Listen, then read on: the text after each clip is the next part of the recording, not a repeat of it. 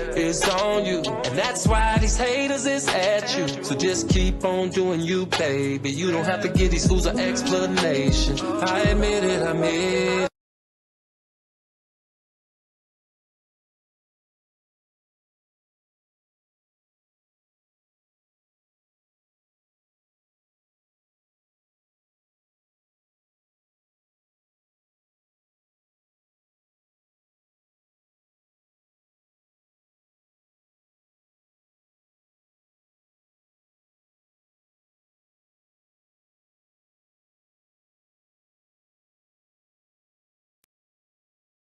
I'm here to support Officer Kelly because I believe he's innocent. What have you seen in the trial so far? Do you think it's a fair trial?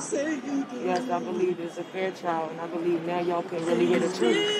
It's not a one-sided story no more. He's been defamed in the media, and every media is biased. So now y'all get the truth. Do you believe some of the witnesses, Javonda Pace, the stories that she told? No, they're too inconsistent. It's on you, and that's why these haters.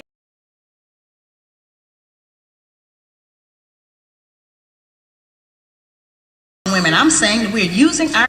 See, we have a lot of power. We are very strong women. I'm saying that we're using our strength in the wrong direction. We're using it to tear our man down, tear our nation down instead of building it up. Having an education and a job does not necessarily mean you have a successful life. I keep telling black women that to raise a child, they say, well, I provided with food, clothing, and shelter. That's not raising a child, that's maintaining one. To raise a child, you need a parental coalition of a man and a woman. We have sons who, by not having a father in the home, they don't know how to respect women. They take on the black female emotionalism. They're doubtful, they're indecisive, they can't make a decision. They don't know what to do about being a man because we can't teach them that. We don't have that knowledge. We have daughters who grow up in a home where they don't see any affection, where there's no man there. They go out into the world and try to mate. They don't have no idea how to be no woman to no man, how to function in a house with a man, because they haven't seen it. Most of our children, just like us, get all the information we have about how you be with a mate off television. It's the only medium that shows us anybody being together. Those rules have not worked for us.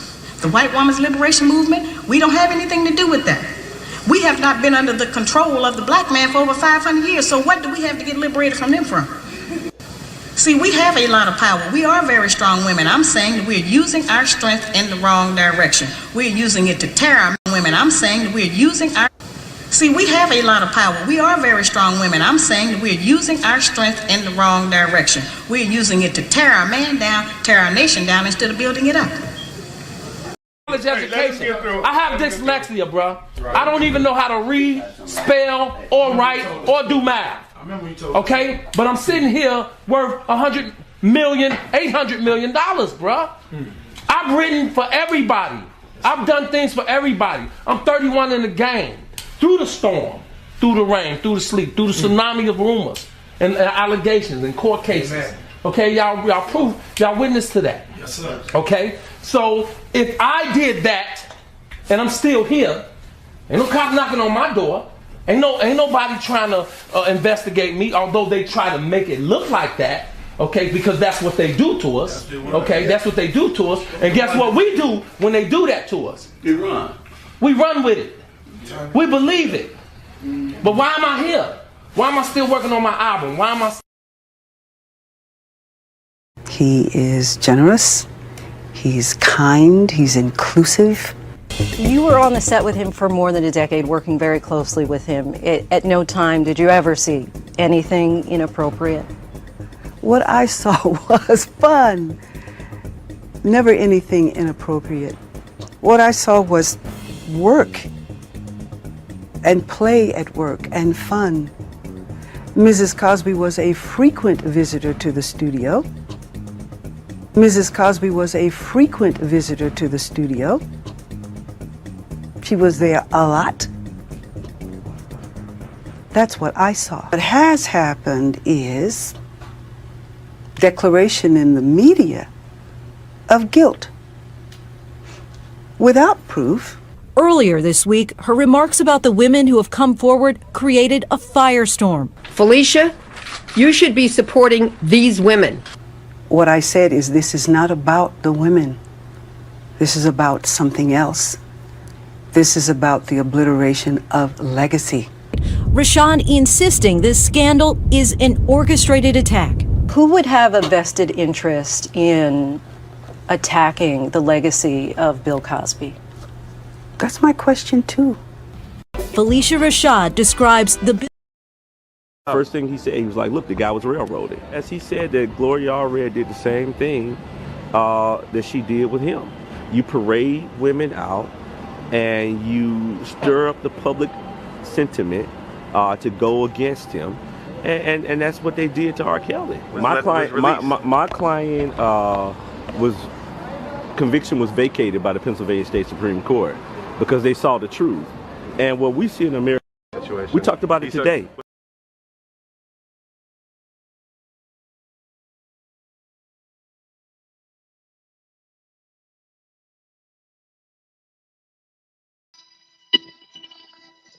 Thanks, everybody.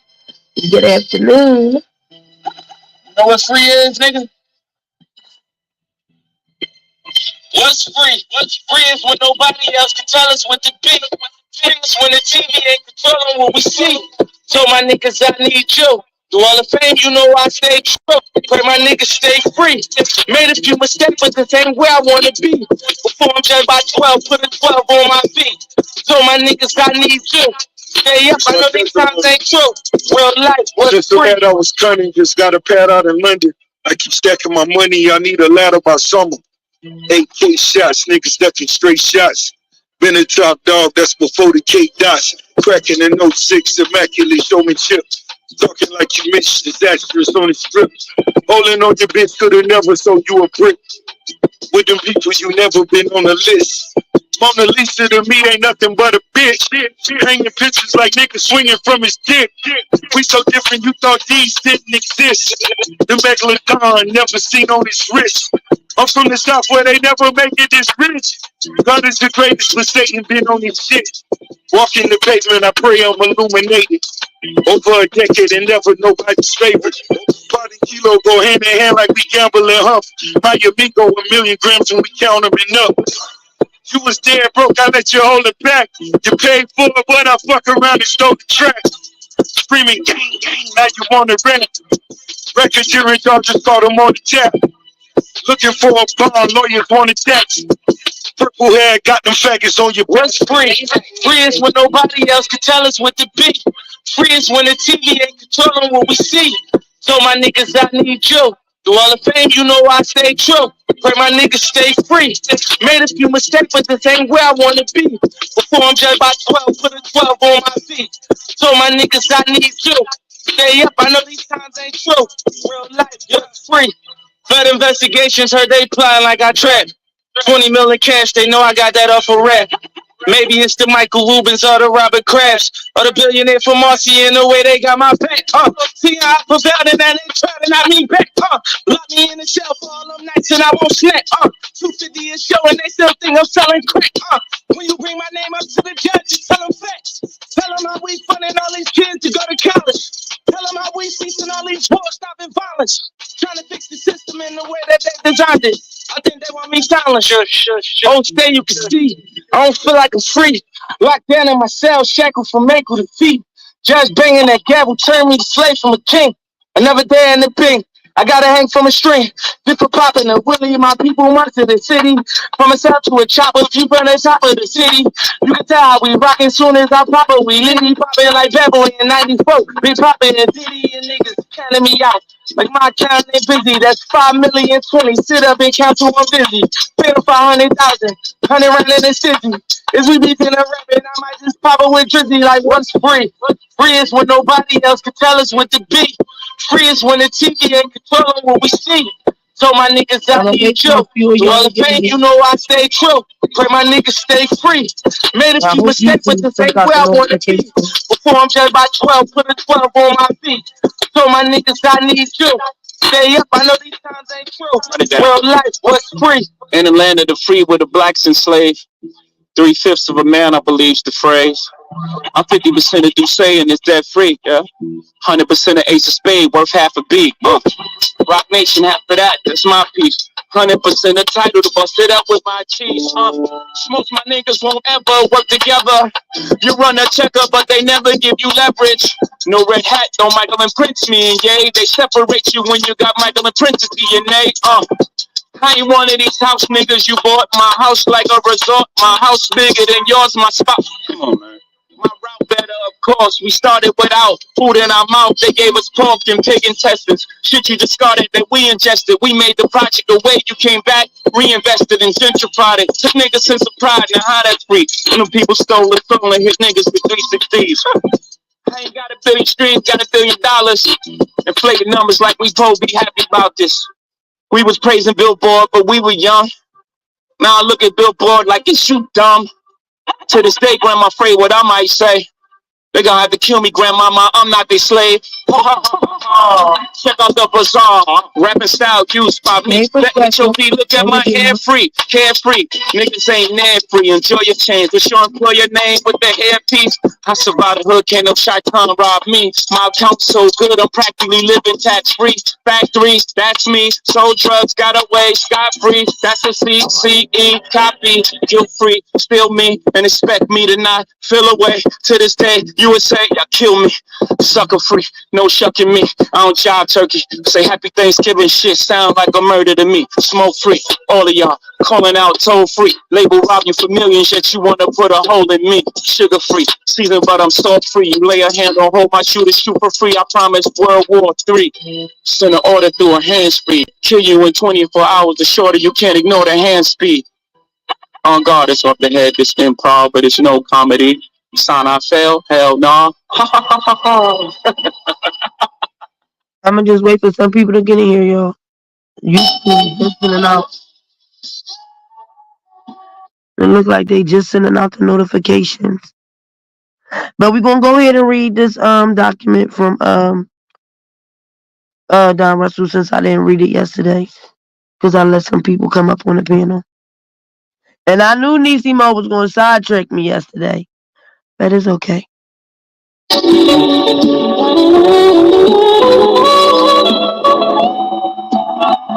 Yeah, all the youngins in my hood popping perks now. Getting high, getting by, getting worse now. You gotta tell them, put them guns and them perks down. Them new jails got 10 yards in them, and that's your first down. And I ain't coming to preach. I just had to say something, cause I'm the one with the reach. Youngin got a quarter ounce, he trying to turn it to me. Ain't had no daddies, had to learn from the streets. I used to be an honorable student, damn. Then I turned to a beast. The first time I seen a nigga get some blood on his sneaks, he had on Amex 93s, but was slumped in the street. His mama crying at this son to me. Oh Lord, the shit I'm doing for my hood, I won't get an award.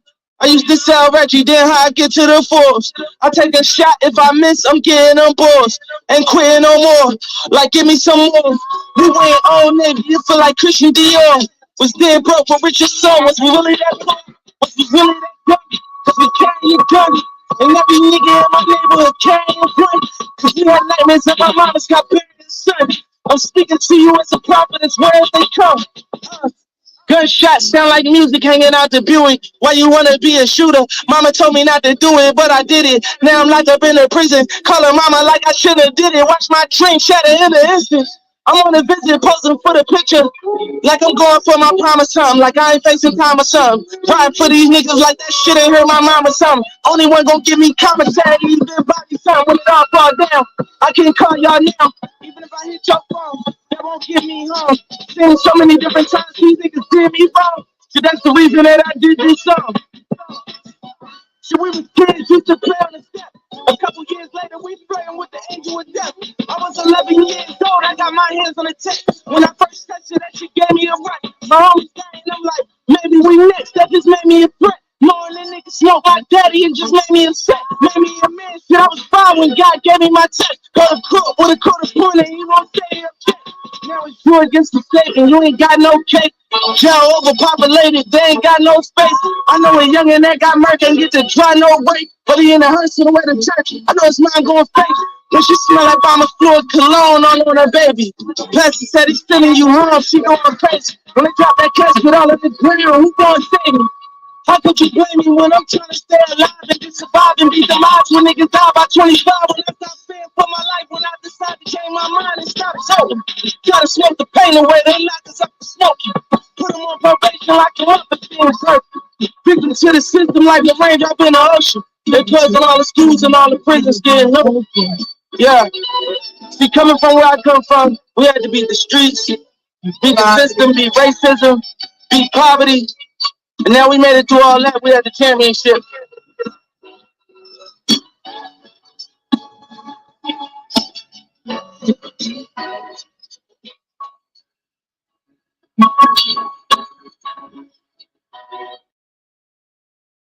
Give me 2 minutes, y'all. I'm about to go let my son in on bed.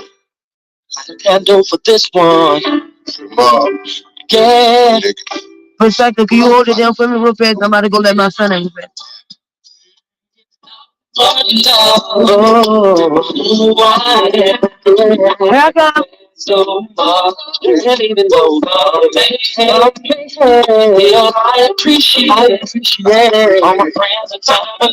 Yes, I do. They can't be real with me. Ooh, I've been around the world and back like what up? East side to west side touring like what up? And even though the price for the house was so much, I still roll with them from the hood like what up? When it comes to being the realest, I'm sure no. I'm a straight up industry villain for sure no. I can't satisfy some of y'all no matter what. Some of y'all cats are so jealous. We're living in the cold, cold world. Ain't nothing but fake faces, fake people, fake friends. They were living in the cold, cold world. Ain't nothing but wanna please play haters. Yeah, I know I need a hug, but y'all need a hug too. Cause God won't judge me the same day he judge you. And even though we have our struggles, that's alright. You know we get our folks, it's gonna find a way to shine. It's nothing but love, nothing but love. Take my hand so much, someday I appreciate all my friends and family as I do. They can't be real with me. Sometimes this world can be so cold when you're looking through the windows of the soul. I've been looking to see the truth as it unfolds. Cause I've been around and flowing back and up and over that. Who loves me and who loves me? God, this shit's so hot. Put it in red top, you wear the hood, ghetto and block until they heart stop. That's why they paying for me. And I'm thankful for every blessing that you give me, Lord. And I'm grateful for all the talent in my vocal cords and all these haters I can shake them off, rubbing and fixing pain. I'm sorry that changed the game, but it's mine and I can't complain. Rolling all talent, been around the world, putting it on, women and bumping and grinding. Always on time, it's fed up and that's why it's nothing but love, take my pain so much, it's so I appreciate all my friends and family. They can't be real with you. Said my lyrics is my testimony. That's how I live. I had to get rid of a lot of fake homies. I've known for years. See me on the TV sometimes. Not how it is. Y'all gotta start learning how to separate me from showbiz. Rolling through your city, show me love. And ladies, when you see a boy, give me love. You know I'm not conceited. It's just my space. Sometimes I need it. Said I got so many friends in the area codes. Said I hand out the tickets when it comes to my shows. Just break bread together. Pray together that we grow strong together. Live forever. Each other through the stormy weather. Let's hurt together. Let's cry together. And even if we grow together, together we'll make it. It's nothing but love. Take my face so much. I appreciate. Thank you, Perspective. You probably didn't even hear me. I said I had to go let my son in. Hey, hey, Esther. Hey, Elay. So, all right. So, I'm gonna go ahead and start because yesterday I was supposed to read it, and when I tell you I was so freaking tired from therapy yesterday. But shout out to y'all who was with me on here, because I was in there yesterday for what, 6 hours? I had to be there at 7 in the morning yesterday. I didn't leave until damn near 5:30 yesterday evening. So shout out to y'all. Then I had to go to my son game after that. I was burnt out. Burnt out. All right, so let's get, so for some of y'all that wasn't here yesterday, Don Russell is complaining about that his life is in danger. He wrote the warden. Uh, he sent a letter to Judge and Donnelly complaining about bloggers in the Kelly sector, saying that they're putting his life in danger. And I was saying yesterday, I kind of feel like either his mom, because I kept saying yesterday his wife, but his mom is probably the one who's looking around on YouTube and sending these videos in. And somebody said they haven't seen nobody talking about Don Russell. What I think it is because these 4 guys, well, I don't know, yeah, he said 4, approached him in his cell and told him he had to move. I'm guessing they're saying move off the block. Because as I explained yesterday, in jail, if they find out like you got any snitching allegations, any of that, they don't be wanting you on the block. So they try to make you check in and protective custody. That's why I said when Robert was in the MCC, and I keep forgetting that guy's name, y'all, that I interviewed. When he came here, when I interviewed him, he said that when Robert first went to the MCC, that he had to go to protective custody. Now, sometimes if you're a high-profile inmate, then they'll send you straight over there for your safety. But if you got like allegations on you, then the people, like I said, you got guys in jail who has a lot of time, so they feel like, that's their home, and they don't be wanting you in general population. But when Robert was at the MCC, the guy that was here that I interviewed that was in the jail with Robert, he said that all the guys on the block helped Robert come back to general population so he wouldn't be in protective custody, because they wasn't believing the things that these accusers and stuff was saying out here about Robert messing with kids. Because again, if they felt like they believed it, then they wouldn't have never been okay with Robert coming to general population. So that says a lot. So they got Robert back on the general population, and that's why he was able to be out more, play basketball and stuff like that. Because when you in protective custody, you're literally locked in like 23 hours a day.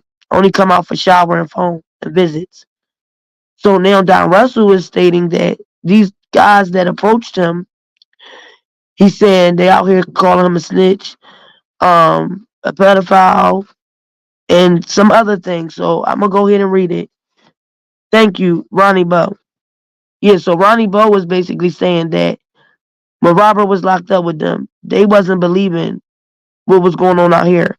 And like I said, for him to have been in jail 5 years, the only attack was that guy, the Latin King guy, because claiming he was mad that they was locked down because of Robert's supporters. Other than that, Robert wasn't ever approached about being a pedophile, child molestation, none of that. So this is how you know that this is a narrative pushed out here on social media, and that nobody's believing those accusers. You know how many guys is in jail for false narrative of females saying that they did this or did that? And real men, real individuals know like it's some BS, right?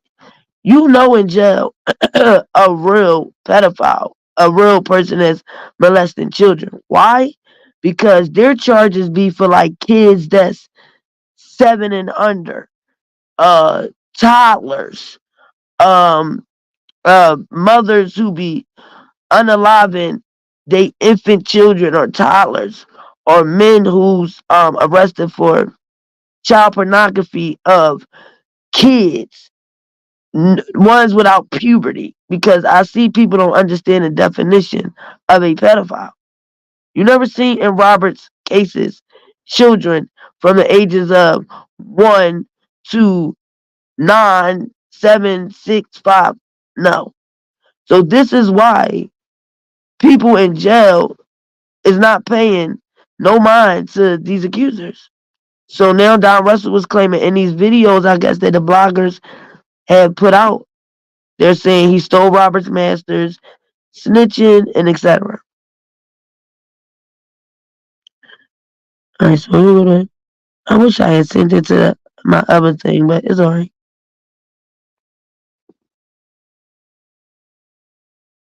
You know what? I think I can do that, right?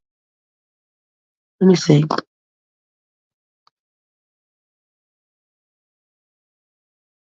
Let's see if I can do that.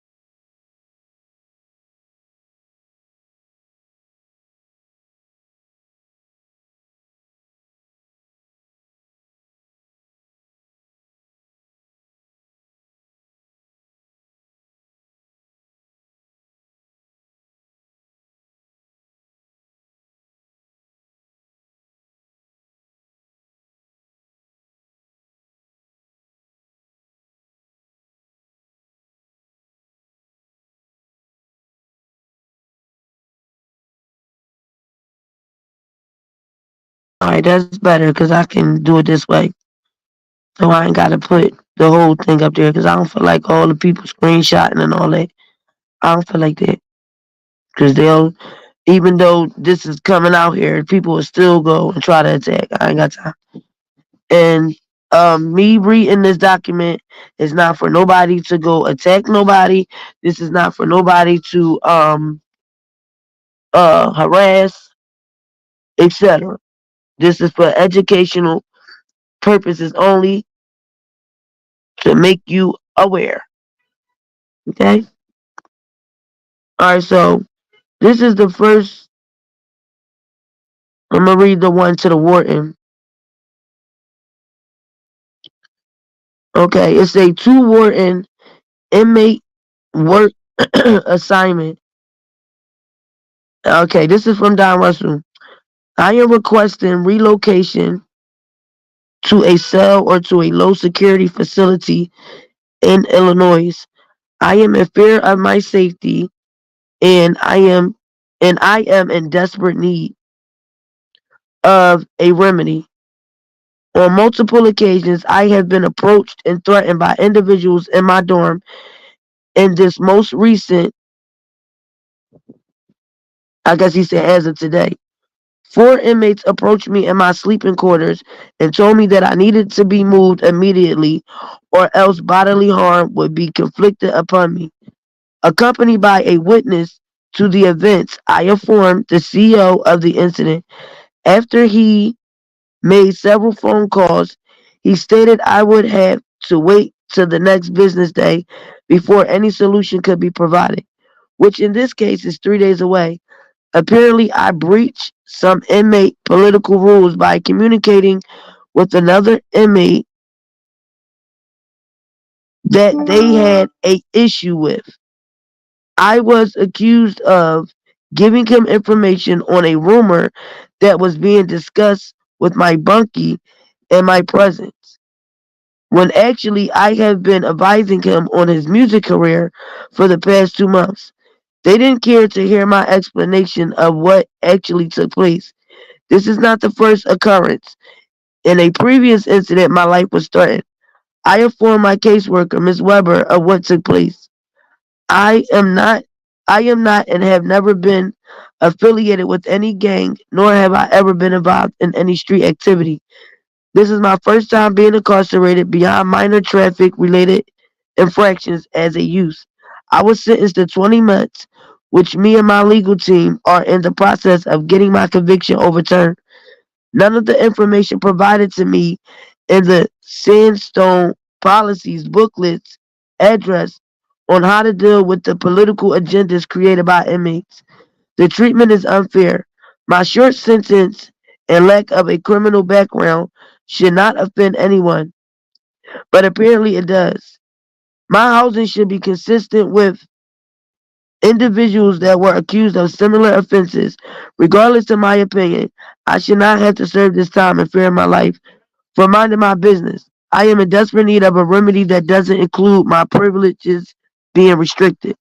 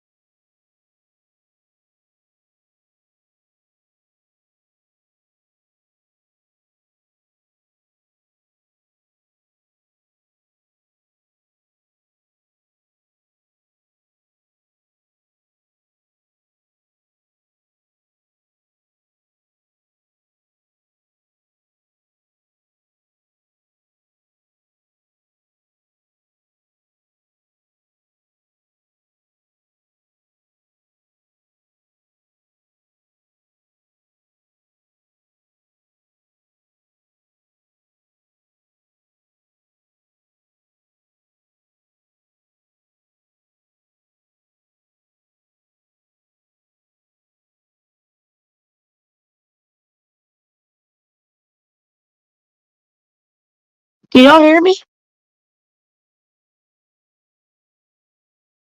Y'all must can't hear me. Oh my god, I think this mute thing is on. But I don't hear nothing to do with this case in person. Can y'all hear me? Can y'all put a 1 in the chat if y'all just heard what I was saying? Oh my god. I can't stand this damn device. So y'all ain't hear nothing I just said? All that stuff I just read, y'all ain't hear nothing? So y'all ain't hear me read none of the stuff? Oh my god. How long y'all couldn't hear me? I just read the whole letter that Don sent to the warden. Y'all ain't hear none of that? Oh my god. This is crazy. Oh, so y'all didn't hear me reading the letter? Y'all ain't hear me reading? So y'all ain't hear me reading the letter to the warden? Oh my god. This is crazy. Huh? Wait. Oh, so y'all heard me read the letter. Did y'all hear me reading the letter about him saying he getting attacked and asking the warden can he be moved? Oh my god. I read all of that and y'all ain't hear that. Oh boy. I'm gonna read it again. To warden, I am requesting relocation to a cell or to a low security facility in Illinois. I am in fear of my safety and I am in desperate need of a remedy. On multiple occasions, I have been approached and threatened by individuals in my dorm. In this most recent event, four inmates approached me in my sleeping quarters and told me that I needed to be moved immediately or else bodily harm would be inflicted upon me. Accompanied by a witness to the event, I informed the CEO of the incident. After he made several phone calls, he stated I would have to wait to the next business day before any solution could be provided, which in this case in 3 days away. Apparently, I breached some inmate political rules by communicating with another inmate that they had an issue with. I was accused of giving him information on a rumor that was being discussed with my bunkie in my presence, when actually I have been advising him on his music career for the past 2 months. They didn't care to hear my explanation of what actually took place. This is not the first occurrence. In a previous incident, my life was threatened. I informed my caseworker, Mrs. Weber, of what took place. So far, I thought yesterday when I was reading it, because I was at therapy, so it was like I was reading it fast. He's saying that apparently I breached some inmate political rules by communicating with another inmate that they had an issue with. I was accused of giving him information on a rumor that was being discussed with my bunkie in my presence, when I actually had been advising him on his music career for the past 2 months. But they didn't care to hear my explanation. Oh, wait a minute. It looks like the 4 guys that approached him is saying that he was talking to another guy. And the other guy, they have an issue with. And that he is being accused of telling that guy a rumor that must have been in a conversation overheard by his bunkie, which is his cellmate. Oh, wait a minute, Don Russell. So he's saying, like, being sarcastic, that where we go? Okay, that he breached inmate political rules by communicating with another inmate they had an issue with. And he was accused of giving him information on a rumor that was being discussed with his bunkie in my presence. But he's saying he only was advising the guy about his music. Let me keep going. I am not and have never been affiliated with gangs, nor have I ever been involved in any street activity. This is my first time being incarcerated beyond minor traffic related infractions as a youth. I was sentenced to 20 months, which me and my legal team are in the process of getting my conviction overturned. None of the information provided to me in the Sandstone policy booklets address how to deal with political agendas created by inmates. This treatment is unfair. My short sentence and lack of a criminal background should not offend anyone, but apparently it does. My housing should be consistent with individuals that were accused of similar offenses. Regardless of my opinion, I should not have to serve this time in fear of my life for minding my business. I am in desperate need of a remedy that doesn't include my privileges being restricted. So it looked like, Don, you was in there talking. It looked like you was in there running your mouth. But he's saying he was only talking to the guy about his music career. But he said, I'm being accused of telling somebody else something that was talked about to my. Let me go back because I'm going to make sure I read that correctly. Apparently, I breached some inmate political rules by communicating with another inmate that they had an issue with, meaning the 4 inmates that approached him.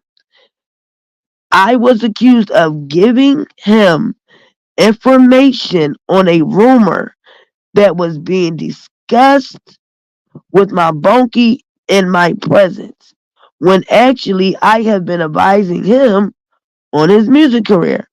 They didn't care to hear my explanation of what actually took place. This is not the first occurrence. In a previous incident, my life was threatened.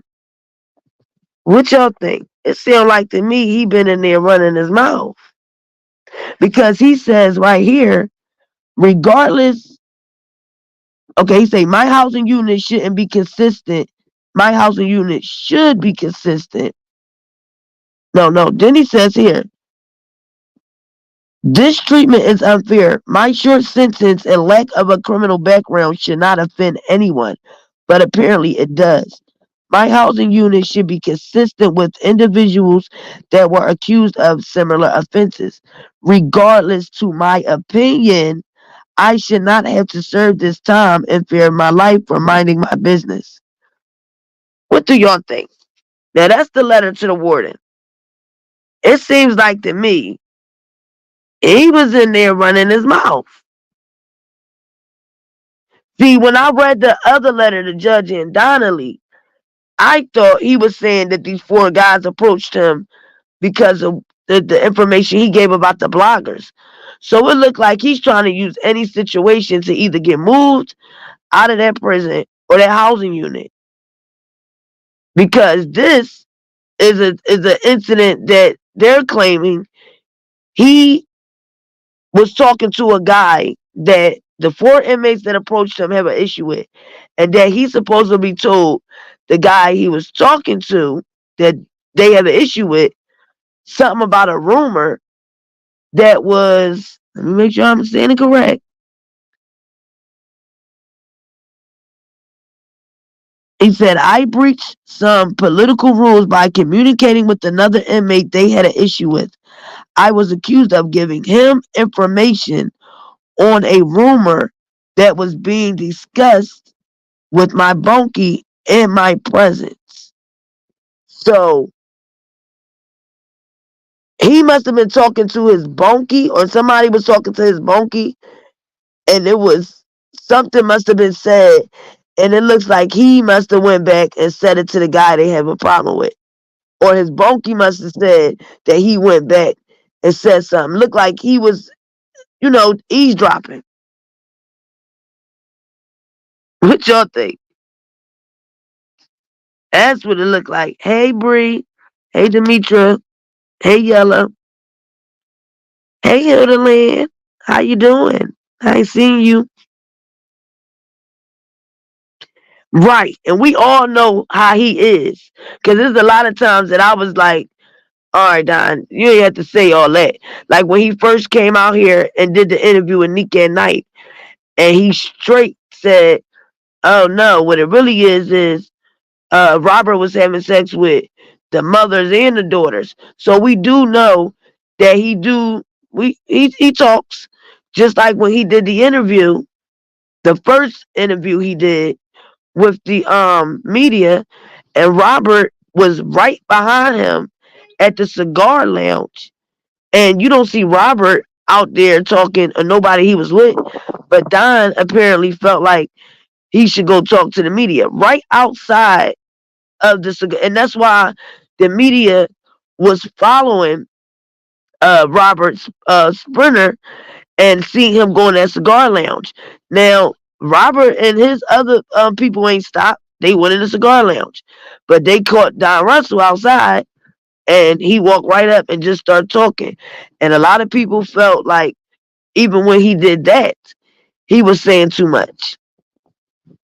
So in this situation, I wasn't there. I don't know, but he might can get moved because he's saying, his life is in danger, and apparently they're telling him to move the 4 inmates before it goes somewhere else. So my best advice to him is he need to just go check in protective custody. All right, now this is the letter this is the letter he wrote to Judge and Donnelly.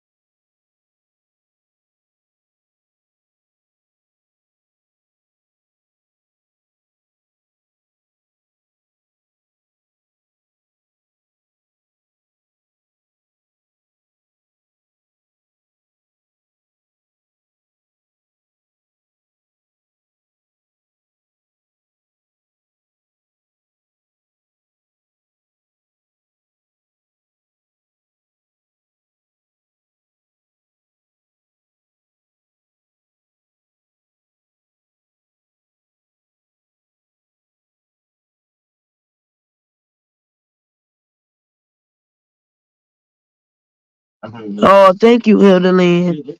I appreciate you, sweetie. You know I do.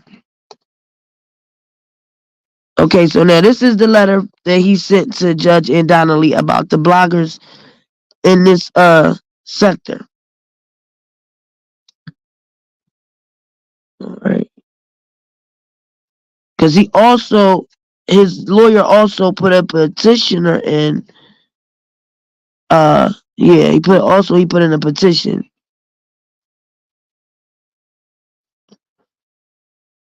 Okay, so this one says,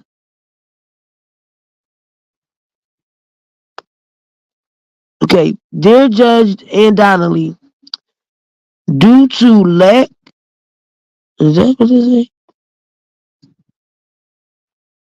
Due to the fact that my case is related to, I think he's saying to that of Robert Sylvester Kelly, properly known as R. Kelly, several of the inmates here at Sandstone have, through various means, phone calls, true messages, talking about emails, contraband. Oh no, he did not say that. No, he did not just say that. No, he did not. No, he did not just say that in the letter. No, he did not just tell this judge that there's people in there with contraband. Oh my God. No, he didn't. No, he didn't. No, he did not just tell her cell phones. No, he did not. No, he didn't. I just read the first 2 lines and I already know now. Boy, is you crazy. What? Oh my God. Let me read that again.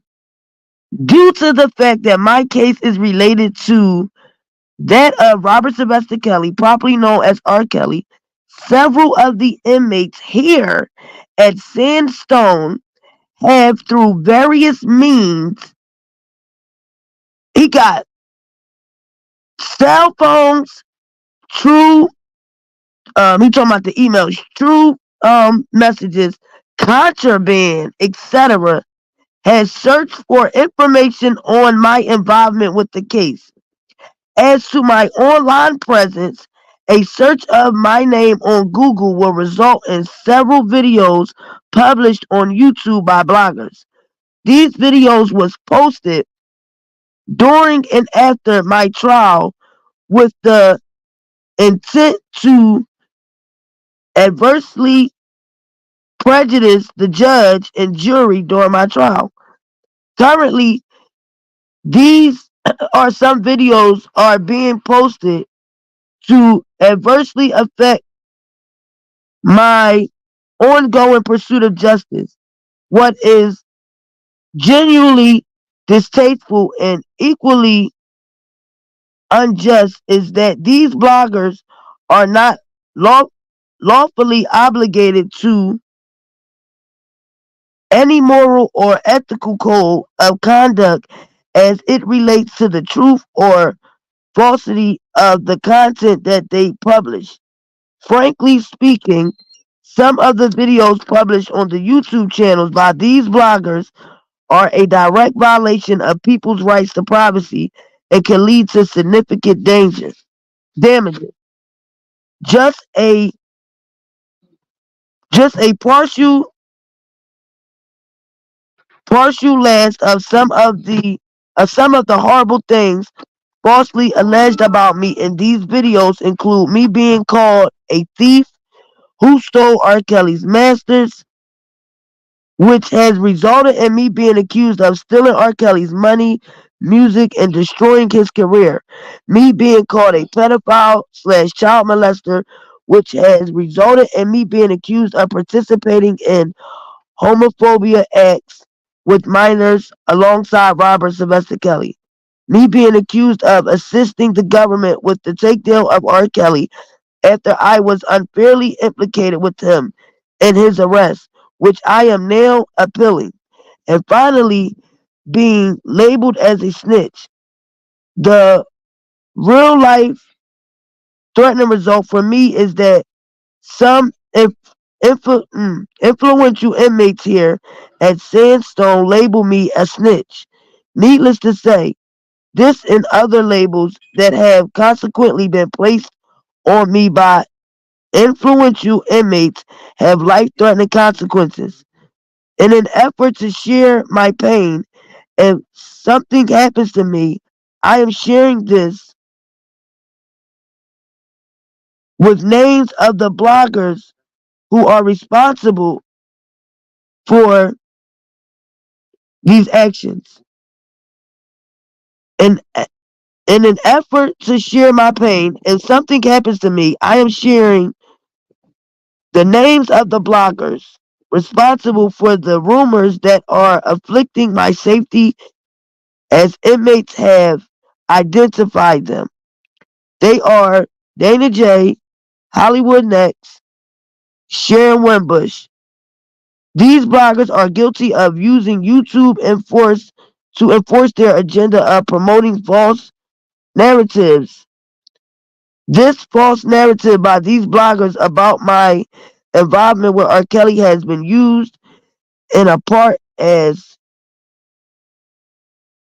weapon to prejudice the doorbell.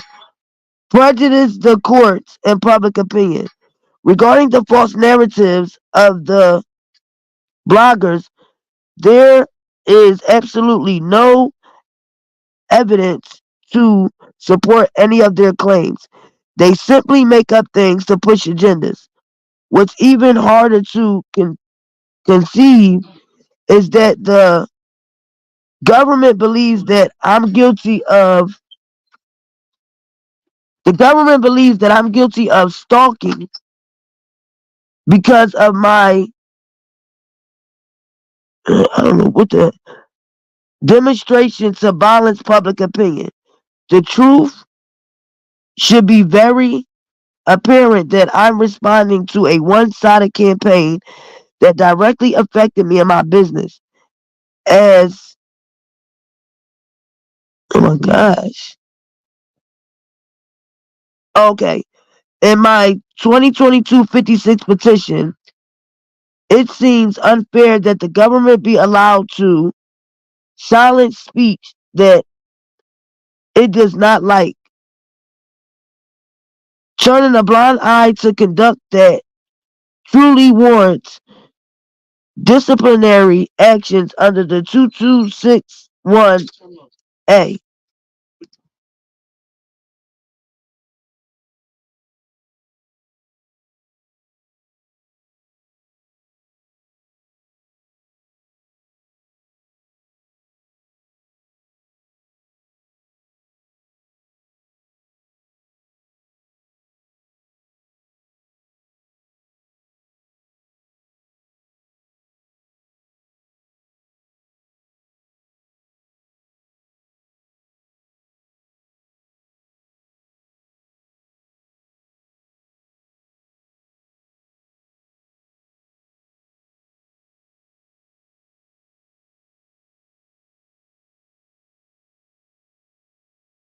And the government pursuant, sorry y'all, I had to pause.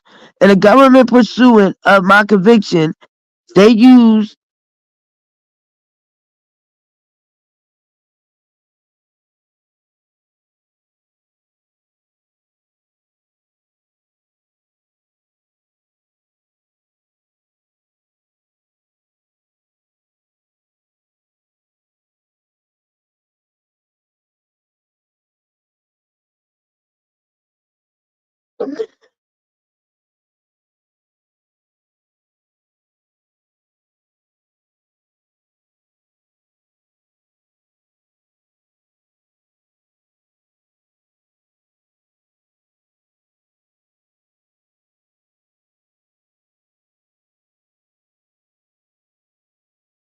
no, I had to pause y'all.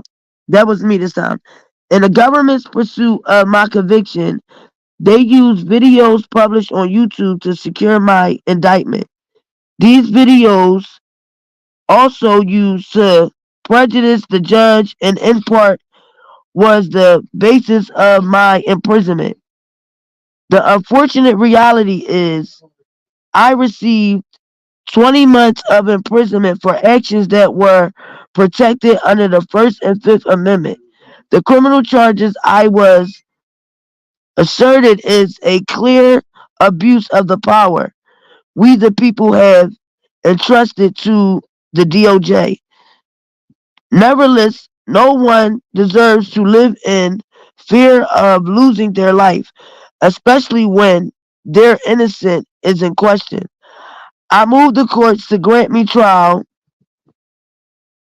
bail as a remedy while the government sorts out the matters associated with my 225 petition. Wow. Yeah, that's what he's talking about, Sharon Wimbush. So, first of all, he's telling the judge that they used YouTube videos to gain a conviction. Then he's saying by them adding him to R. Kelly, wait, let me read that top part, the other part. Because what the hell he mean with R. Kelly? And then he's saying that, like, you really just told this judge that it's influential inmates in the jail that has contraband and cell phones, and that they've been looking up, that they've been going on YouTube looking at videos to find out his background and what took place in the case, and that they're using Google and stuff to type in his name. And he said once you go on YouTube and type his name in, I guess he's saying these bloggers videos are the first ones coming up, and in their videos they have labeled him as stealing R. Kelly's masters, He the takedown of R. Kelly. He's a snitch. He's a child molester. What else he say?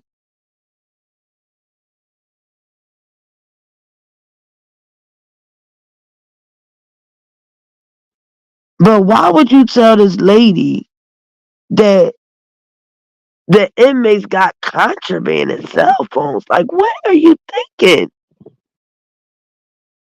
And do you not know that your motions that's sent in is public?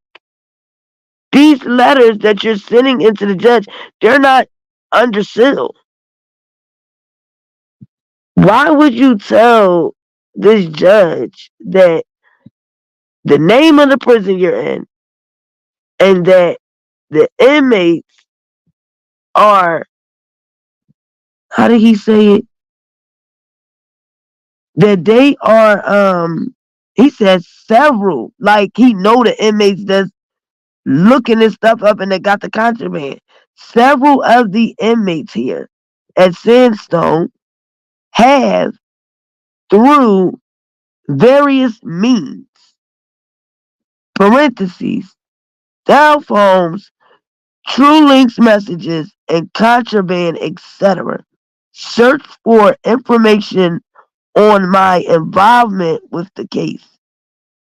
As to my online presence, a search of my name on Google will result in several videos published on YouTube by bloggers. These videos were posted before, during, and after my trial with the intent to adversely prejudice the judge and the jury during my trial. Currently, these same videos are being posted to adversely affect my ongoing pursuit of justice. What is genuinely distasteful and equally unjust is that these bloggers are not lawfully obligated to uphold any moral or ethical code of conduct as it relates to the truth or falsely of the content that they publish. But the videos published on the YouTube channels by these bloggers are a direct violation of people's rights to privacy and can lead to significant damages. Just a partial, okay, so he just giving her a partial list. Just a partial list of some of the horrible things falsely alleged about me in these videos include me being called the thief who stole R. Kelly's masters, which has resulted in me being accused of stealing R. Kelly's money, music, and destroying his career. Me being called a pedophile / child molester, which has resulted in me being accused of participating in horrible acts with minors alongside Robert Sylvester Kelly. Me being accused of assisting the government with the takedown of R. Kelly after I was unfairly implicated with him in his arrest, which I am now appealing.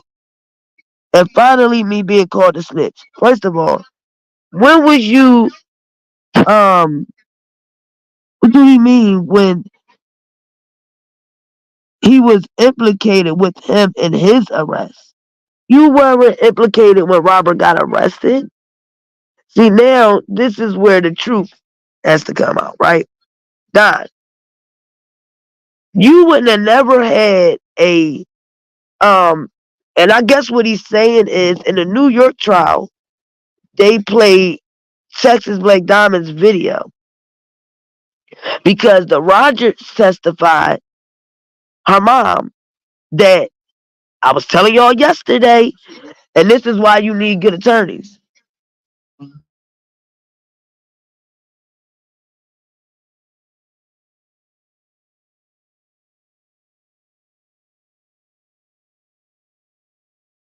This is why you need a good attorney, right? Because, for one, and this is not You know, this is just me. This is why I pay attention, I do research, and why I attend all the court dates and all the trials, because I make sure I pick up every little thing, every detail, and be able to connect it to from one to the other. First thing, at the trial, Faith Rogers' mother, I didn't know why they added Don, but remember, they was trying to show this Rico. Okay? Don trial was after Roberts.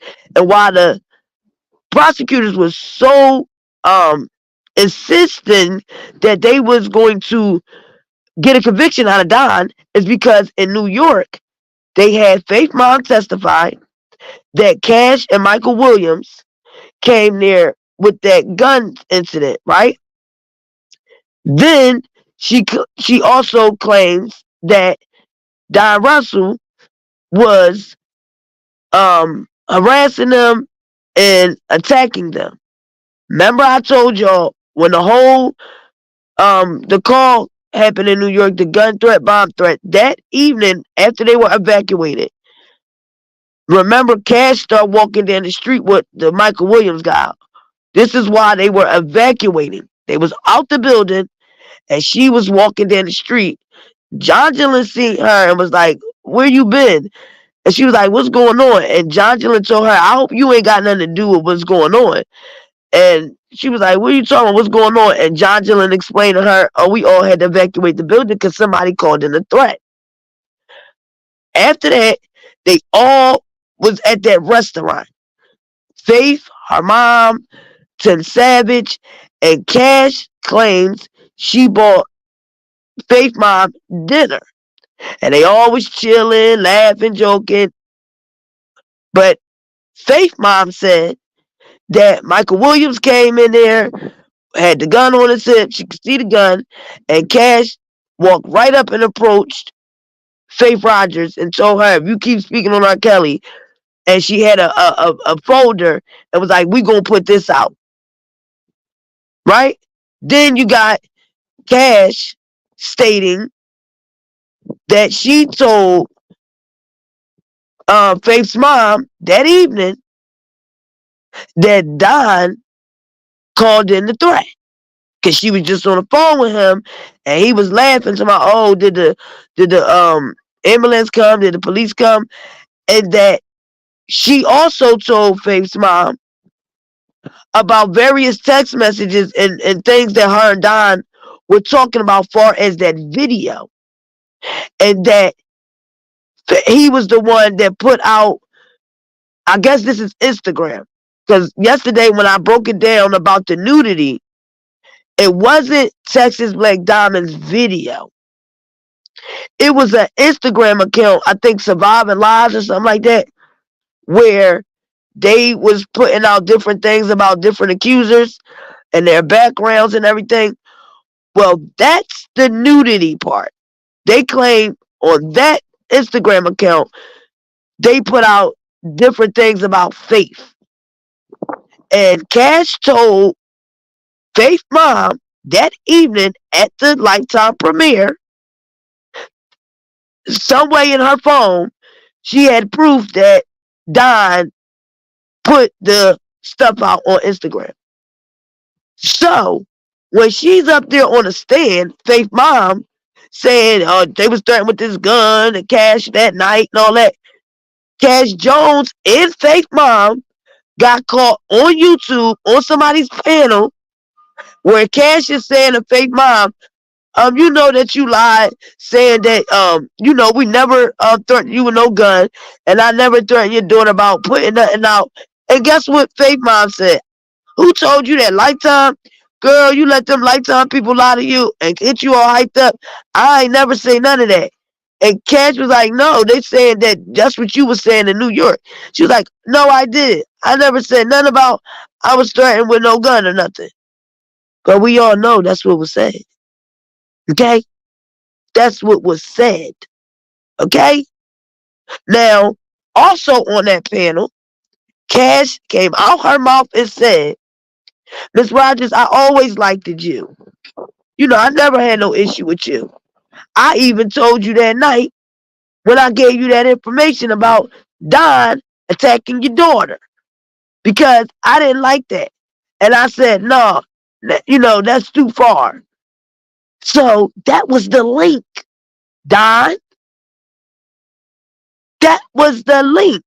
But if you would have sat back before you went to jail and actually listened, because these people was on these panels for years talking. These people was on these different bloggers' channels talking. And this is why when people say, oh, this is over, no, it's not.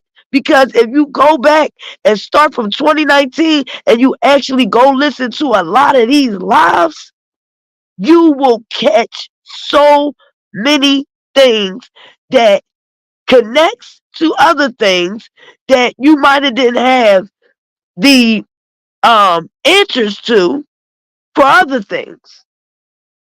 And guess what else? I got the audio of this. Yes. It was almost a 3-hour conversation. 3 hours. So Don, that part, that was cash. Meaning what you pleaded guilty to. The first thing is the threat. I attended Don's trial, and like I said, at Robert's trial, when the government was so hype about, oh, we only need 3 days for his trial, I was like, damn, 3 days for Don's trial? They must feel like they got a slam dunk, because Robert was found guilty. That's why they kept pushing Don's trial back, because they needed Robert first. They needed Robert first. Once they can get that charge for the RICO and all of that, they could go right to Don, because they was including them as a criminal enterprise. And what got me is, if you're charging him with this criminal enterprise, isn't it supposed to be before he came with these charges? But like I told y'all, it's when they added Demetrius, when they added Javante. First, Javante was supposed to be saying it was just about Aaliyah. But then her story changes up literally the day of her, prior to her testifying. Now, all of a sudden, she's claiming Robert also sexually abused her, right? And what she said was, it was an incident where Robert had an apartment, and her, Tiffany Hawkins, and all these other females were there. And she said Demetrius was inside the apartment and Bruce. You know what that says? That when Demetrius tried to get this ID, they're claiming that that was to further the enterprise, meaning them trying to say that this was years and years and years of criminal activity from these individuals, what they call in the RICO, right? So by Javante placing Demetrius all the way back in the 90s and saying Bruce, his brother, was there, then placing Demetrius with this ID stating that he purchased this ID for Robert to further hide his crimes because he was having sex with Aaliyah and he didn't want her to testify against him. Do y'all understand how this prosecutors got these charges? I hope y'all understand what I'm trying to say. So Don, he's not before the charges. But Demetrius, then her saying Bruce was there. But other than that, ain't nobody else. So that's why I never understood, like, okay, well, the enterprise, isn't it supposed to be about 5, 6, 7, 8 people? But the only people that I heard them talking about far as them placing somebody that worked for him or somebody that was close to him, which they trying to say that the RSK brand was to promote Robert's music and to make money to bring in females. Doesn't make sense, because a person that's in my opinion, that they try to say is a pimp. Pimping women and going across state lines to get women. Why the hell is he not gaining more revenue from pimping? He's giving women money. Taking them shopping, they got breasts done. A pimp don't give, they receive. So that's the part where I'm definitely confused about. Like, how the hell a person who's going to all these different cities, states out the country to the enterprise to promote his music and the R. Kelly brand, they claim he did all of that to chase after minor women. And that individuals participated or helped him do that by saying bus drivers, all this. But where was all them people? Because every employee that testified said they didn't see minors, they didn't see him abuse women. Even Diana Copeland said every time she booked a flight, the women or guests was always 18 and over. We only got one assistant who took information from Azriel, booked her flight, and claimed when she gave Cheryl Mack the information, it showed she was 17. So out of 30 years, and them going all the way to the 90s, of all these different females that testify as uncharged acts, not nobody else where there's proof that he was going across state lines with all these minors. Now y'all see why Azriel was so big in the trial? Because she's the only one. There wasn't several assistants that was booking minors. So is it a coincidence that this assistant, Cheryl Mack, the one that had a problem with him, the one that walked off the job, the one that started working with the parents when she left, the one that name was on all his rental properties because she was his assistant, so she know everything, ins and outs, all his personal information. She got royalties coming to her. When Robert was getting paid from doing shows and stuff like that, she's another one that percentage of that was going into her banking account. This person is the one who, coincidentally, Azriel sends her the information. She don't notice, wait a minute, she's 17, but then say, oh, Robert knew. So don't that make Cheryl Mack guilty too? But oh, no. They got to put everything on Robert. But Diana Copeland was his assistant for many, many years, and Robert even asked her to come back. You don't got one receipt of her booking minors to fly across state lines. Okay? So now we go to, good afternoon, Kitty, Don Russell, who they're trying to say is a part of this enterprise and this RICO, right? And like I said, it's not before they indicted him. Don Russell comes after the indictment. So that's the part where I don't get how this was in furtherance to take minors across state lines and all. Don Russell comes in after he's indicted. And when I always say how people say they want a speedy trial because that way they can stop investigating and, trying to gather up more to give you more charges. That's what they did to Robert. The further of them stretching out the trial, they can continue to investigate. So because they don't got all these people that they claim is this criminal enterprise and this RICO, all of a sudden, Don Russell's indicted. And what Don Russell's indicted for is them saying that all them years prior, before Don Russell and everything, they alleged that Robert was silencing females with payoffs. So how they bring Don Russell in? This is an example of him threatening and intimidating a witness to not go forward. And y'all see what I'm saying far as Don Russell coming in? They put all that Don Russell was attacking and putting fake stuff out there, and her mom and them made made the picture look like he was doing all this because R. Kelly told him to do it, and it was to try to scare her off from not testifying. Then the threat was to say that R. Kelly sent Don Russell to do this threat at the Lifetime premiere to stop all the females who's coming out with their stories for him basically trying to silence the accusers.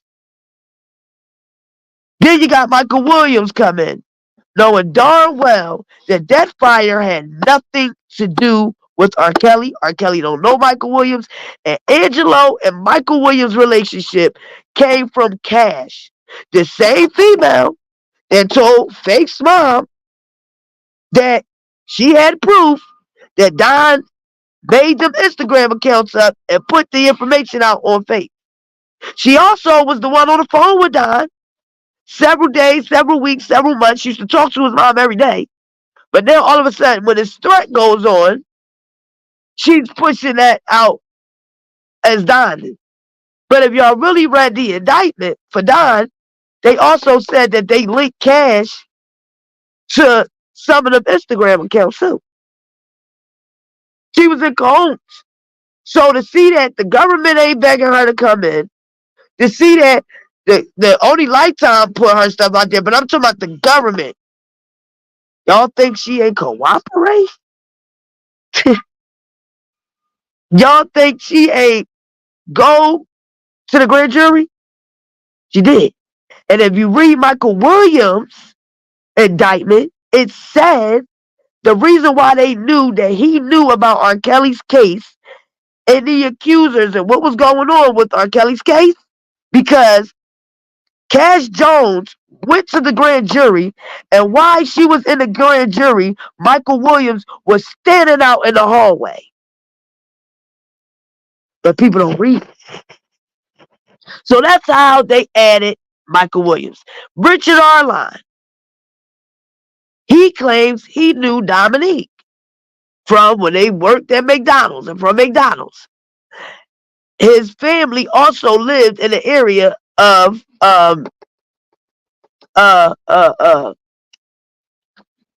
Robert Mansion was.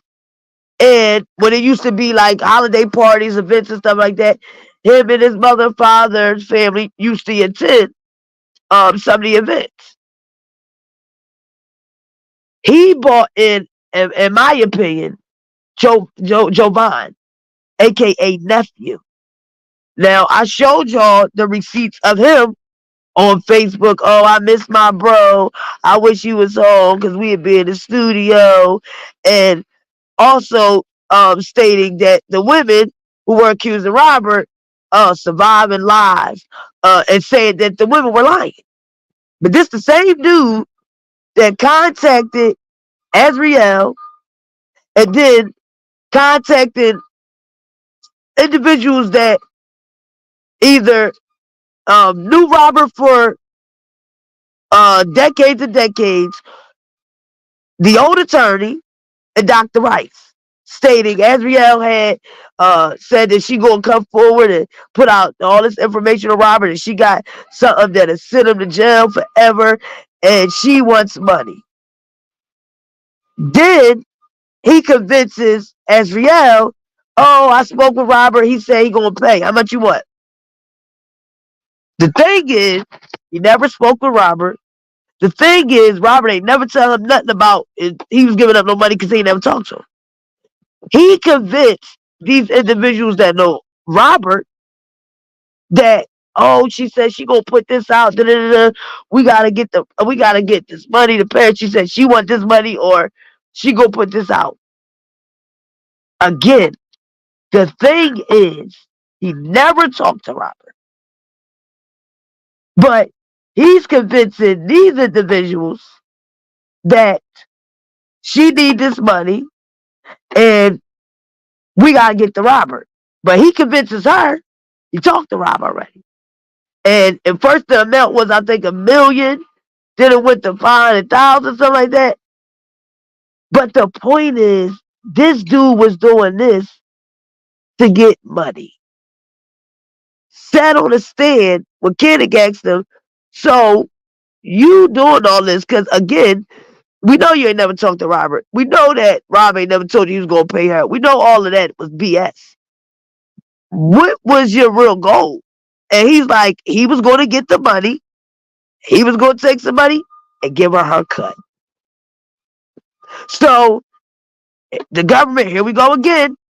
Another situation after Robert's been indicted and them trying to add this criminal enterprise. Now they're saying that Richard Arline, in furtherance of the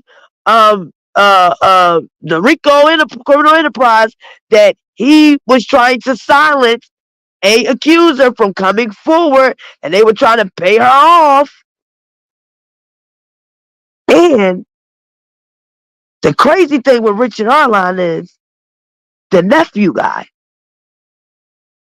a.k.a. Jovan, a.k.a. John Doe 2. This is the famous nephew that everybody said they slept with. This is the famous nephew that everybody said Robert made them sleep with. This is the nephew that Azriel testified that she had sex with this man multiple times, and her punishment was always to have sex with her. Isn't it funny how Richard Arline and Jovan is connected? All of a sudden, Judge Donnelly tells him, because he comes and says that Robert walked on fours and gave him oral sex. But he's not bisexual, he's not gay. But Robert basically just attacked his penis, and this is what happened. And he's off. Judge Donnelly, he's facing 30 years. His testimony was to give him, I forget the name of the letter, that either your charges go away, or it helps drop some of whatever you be the timing of your charge. So he's facing 30 years. So the letter, if he testified, will either take the 30 years away or drop some of the 30 years. Judge Donnelly said, all I've been thinking about is your story. Meaning when he testified and said that Robert was on fours sucking his penis. And she told him that she was so sorry for him because he was a victim.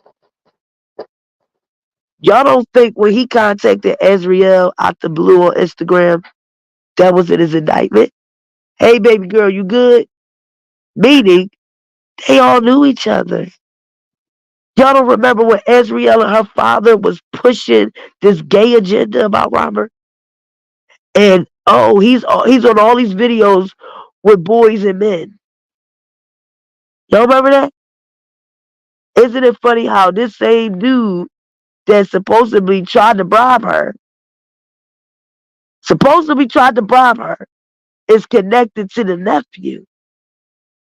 And to make it even worse, Comdeic says to nephew, a.k.a. Jovan, John Doe 2, did you go in Robert's bag and steal $20,000? Did you ever go in one of my clients' bag and steal $20,000? Yeah. Okay, yes, I did it. Then they told Robert one time that they needed bail money and they needed $10,000 for bail. Robert gave them the $10,000, but they lied. It wasn't for no bail. So these was also extortionists. These was also manipulators. And I believe when they pushed this gay agenda and that Robert was messing with men and all this, that Azriel been working with this damn Richard Arline. They needed some type of man in the trial because they was pushing this gay agenda. You mean to tell me if this man was gay, bisexual, 30 years, you got Richard Arline, a.k.a. Richard Arline and Jovan, a.k.a. nephew, and y'all claiming he's so gay and bisexual? Both of them is only like 30-something years old. And Richard Arline didn't even know the exact year that he even met Robert. So when Comdeic broke it down to him, and Comdeic broke down his birthday, even if he wanted to try to say Robert was bisexual or whatever, he was 18, 19 years old when he met Robert. So he comes in court and plays like a victim. He tells Sasha K. She said, well, I'm getting worried back that you are the John Doe. Oh, no, I'm not the John Doe. I know who the John Doe is, but he said, I'm not the John Doe. Sasha K went live and said it out her mouth. I talked to the guy, Richard Arline, because I was trying to do an interview with him. But he says he's not the John Doe. But he knows who the John Doe is. And that he couldn't do the interview with her at that point because his lawyer told him, don't do no interviews. But he knows who the John Doe is. But he's not the John Doe. Mind you, he got a wife and I think 2 or 3 children. Then he says, during him testifying, that could they give him another name in the trial because he didn't want the world to be looking at him funny about the things that he's claiming Robert was doing to him. Because it was a lie. He tried to make it seem like Robert is bisexual, but he's not. Like Robert just attacked him, attacked his penis. Robert was doing all this, so infatuated with him. But he's not gay, he's not bisexual. And that his wife is just learning about these claims. Do y'all hear the BS and all of this? And Don Russell pleaded guilty to the threats and the harassment against Faith because when he was found guilty on the bomb gun threat, he said that he know he had to face Judge Ann Donnelly that just gave Robert 30 years. So he didn't even want to play with her if he get found guilty on the threats. So he chose to plead guilty on that. He pled guilty on that. Meaning, in this letter to her, he said that the government got a conviction because of YouTube videos, which he has his First and Fifth Amendment rights.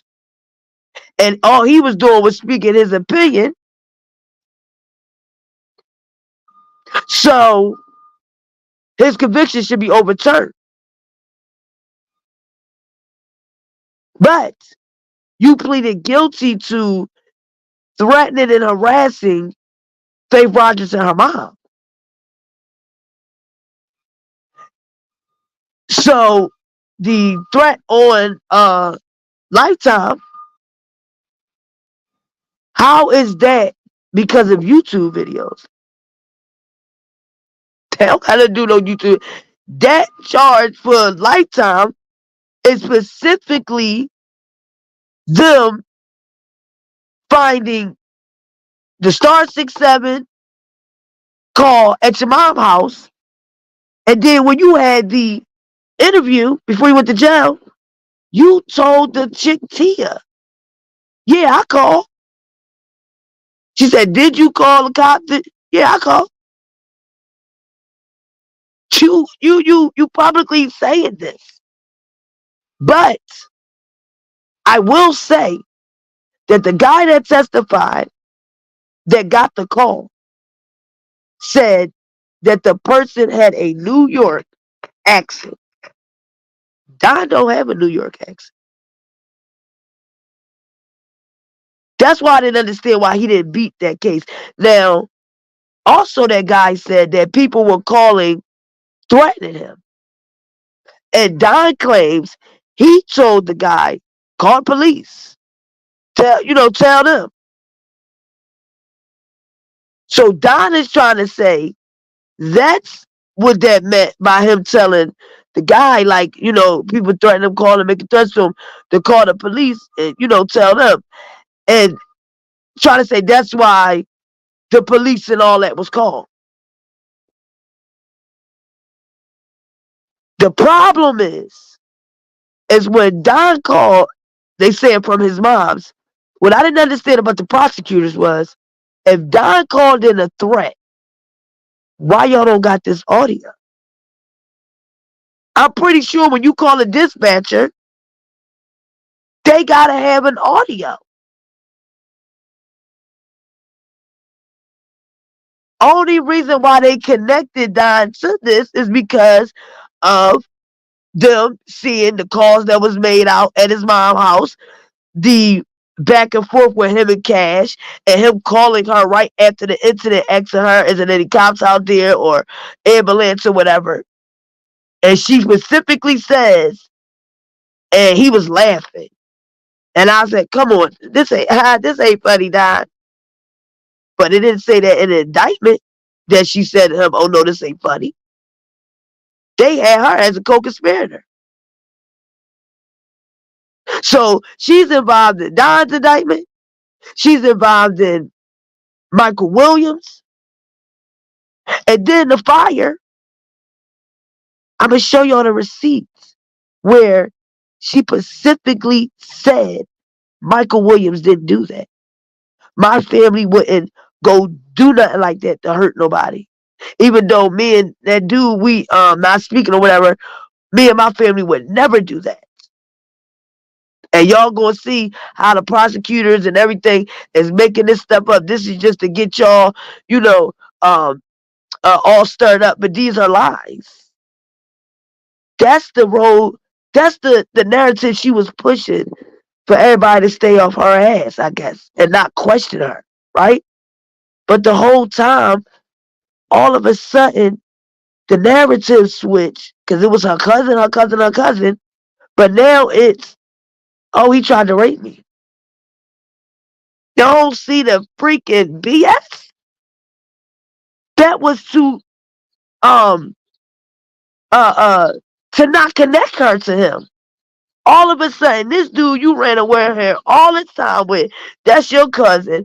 The recording with Tim Savage saying, oh yeah, I'm gonna make my millions in no, not that one, I'm sorry. When he said Lifetime knew that people were lying. When she was on the phone with him, at the end of the audio, you can hear the guy laughing, and she said, hang up, hang up.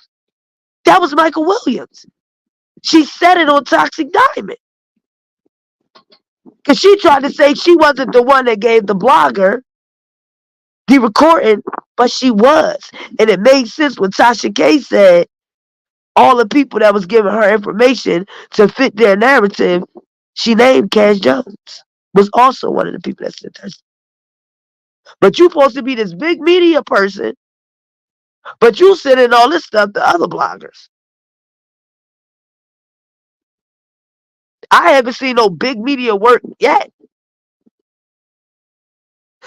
When you go on Google and type in the actual what is it, hip hop what is it, media she's right. I guess she just do articles or something, but I don't see nothing big about her being this big huge journalist.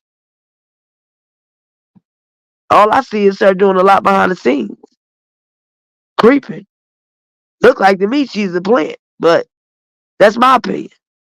Allegedly.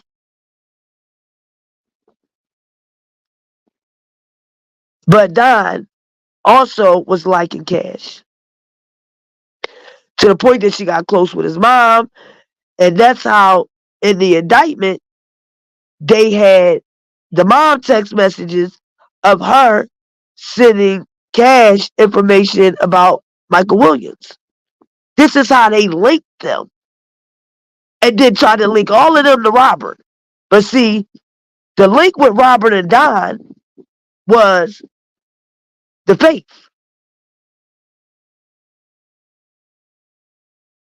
In the text messages. Not Robert attacking. Not Robert threatening and harassing. You out here telling everybody I got herpes.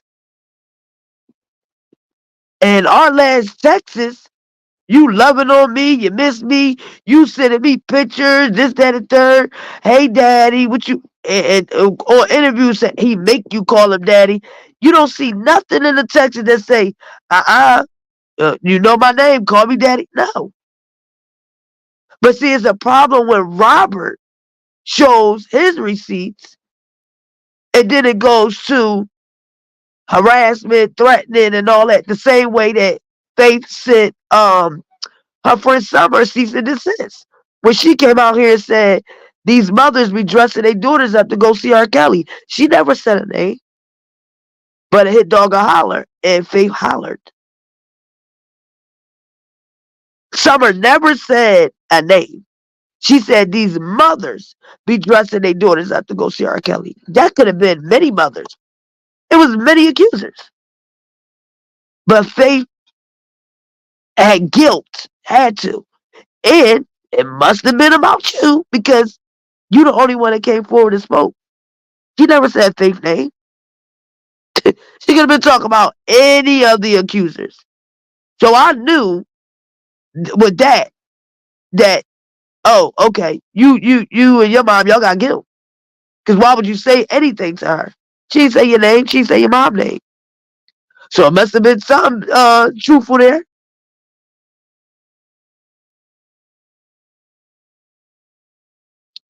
Cash real name. Give me a second. I know it. Because the only thing that came out of Cash, well, that anybody ever put her out there, was Lifetime. The last one. The one where they were recording outside of the New York trial. They put Cash mugshot up there. They put her real name. And they talked about how she was in all this in all these indictments, but wasn't charged. And y'all think that wasn't a reason? She literally was in Don indictment and Michael Williams.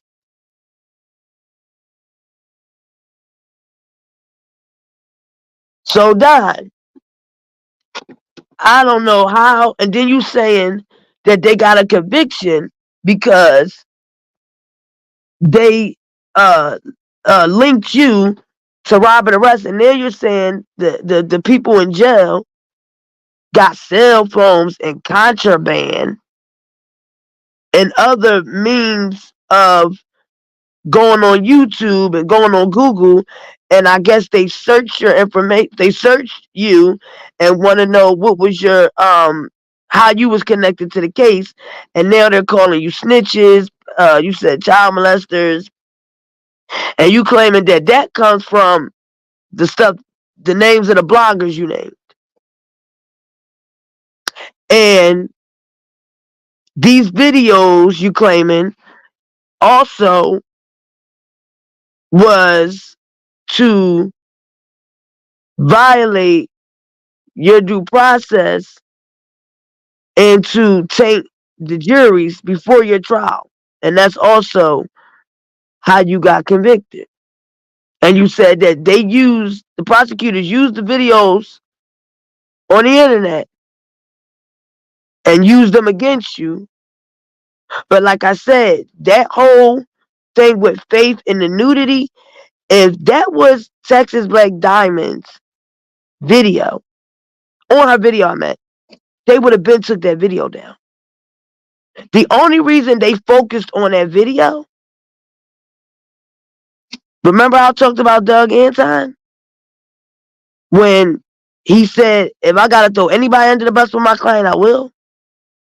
And how Doug, that bond hearing, he threw Don Russell under the bus and said, when the prosecutors were saying around that time that they was getting information that people was attacking accusers and all that, and Doug threw that on Don, that's how Texas Black Diamond's video got there. Because when he did that video with her, a part of that video, he brought up Faith. And he showed a couple text messages. And when you see the pictures, they were blanked out at the bottom. You only seen like a little bit of the pictures. That's why I said if you read, they were addressing the nudity and everything to the Instagram accounts that were made. I think it was like 2 of them. The Surviving Lies. And her mother spoke on that how every day they were putting out information on different accusers, they backgrounds, and one day they said, oh, tomorrow we're going to put out Faith. And she said her other daughter called her crying, saying, oh, they saying they're going to put all this out on Faith tomorrow. Da, da, da. And the next day they put out the stuff on Faith. Now, I don't remember that Instagram account, but I remember other people posting their stuff. And it was, in my opinion, a lot of it was public information, meaning people's public records, public things that they were saying online. Now, I might not be too for sure, but the stuff I seen other people posting. Now, all the stuff I seen on Twitter about these accusers, that's the part that I don't understand. And a lot of those people, not even in this R. Kelly sector. And they was posting mad stuff about the accusers. Twitter was going in. So, because of others in the sector and the oppositions, at that time, a lot of them have came out here and stated that they were sending stuff to the prosecutors because they were just trying to get people that were openly saying that they support R. Kelly in trouble, instead of, going at everybody that were putting stuff out. Because like I said, Twitter, all of those people not even nowhere near this YouTube or this sector. But because this little sector, the people that were going hard for Robert and supporting him here, they were turning against stuff of people here, which I still don't understand, because it has never been no proof that nobody physically threatened these accusers. Because again, at that time, Robert was not charged. He was not charged. And they were saying, oh, y'all attacking victims. They are victims. No, they were not at that time. And the only reason that you can say the documents now, and because he was found guilty, that they're victims, is because he was found guilty. But why, when this man wasn't even found guilty, and everybody knows an indictment is not fact. This is why you go through the proper trials. An indictment is not fact. But when the indictment came out, they were running around here like, he did it, he did that, he did this, he did. That is alleged.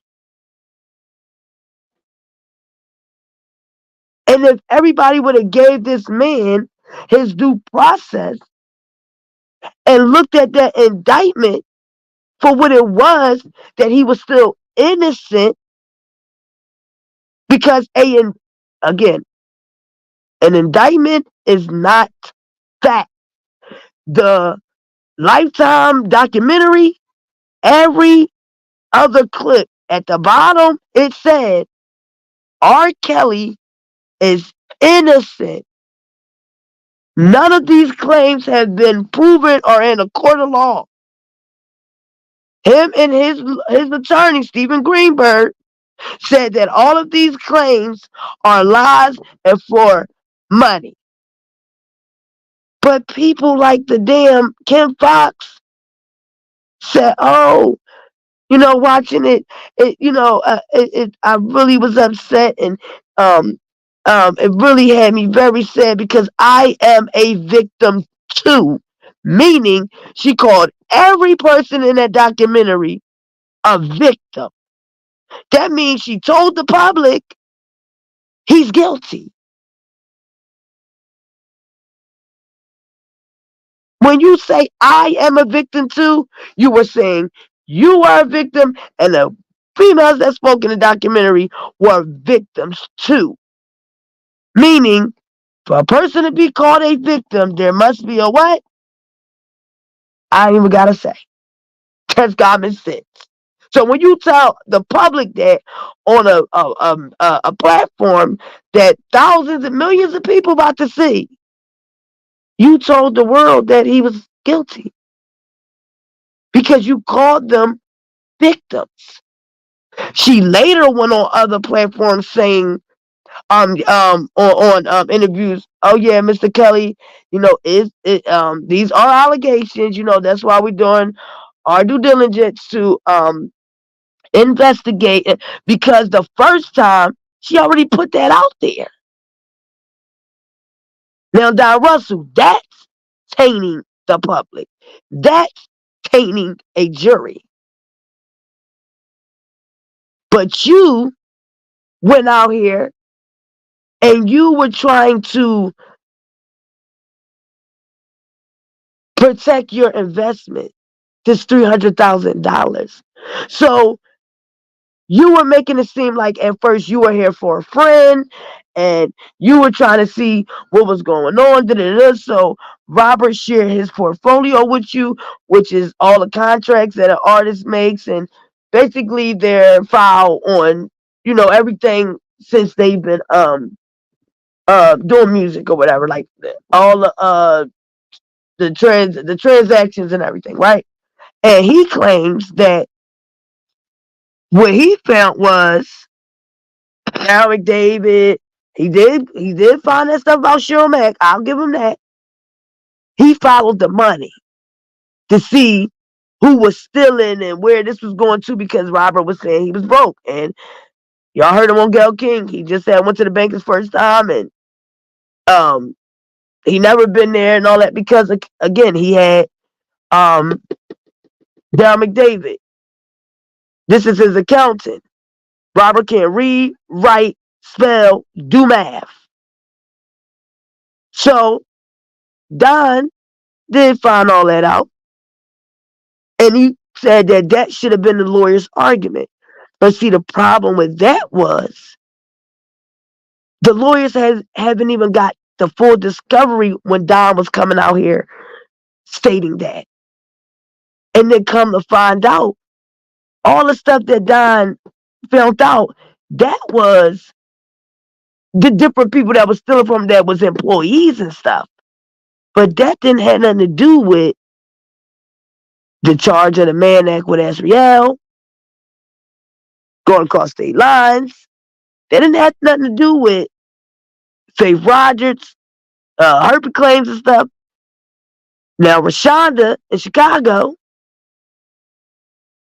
that didn't have nothing to do with that either. Pauline, Nia. So the stuff that he found was, while these accusers up here saying he did all this, that, and the third, they was the back people stealing. And don't get me wrong, that information is great because it shows his whole career that because he had dyslexia, they while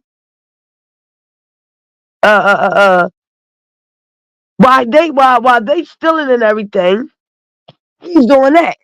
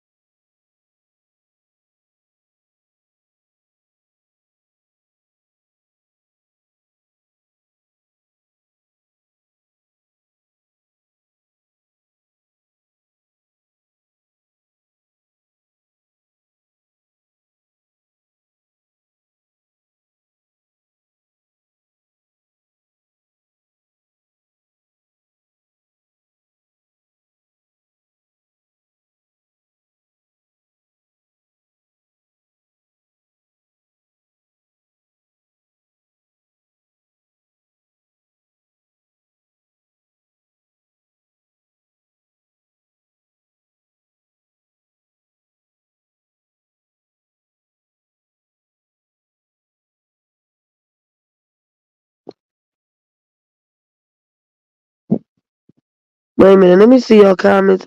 I totally unrated.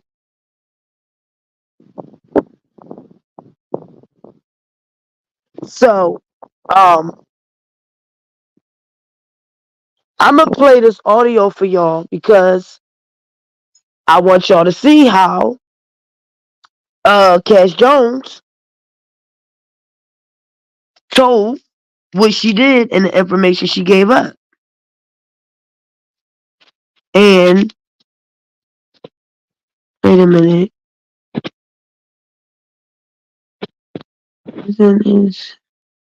Okay, and this is the lawsuit.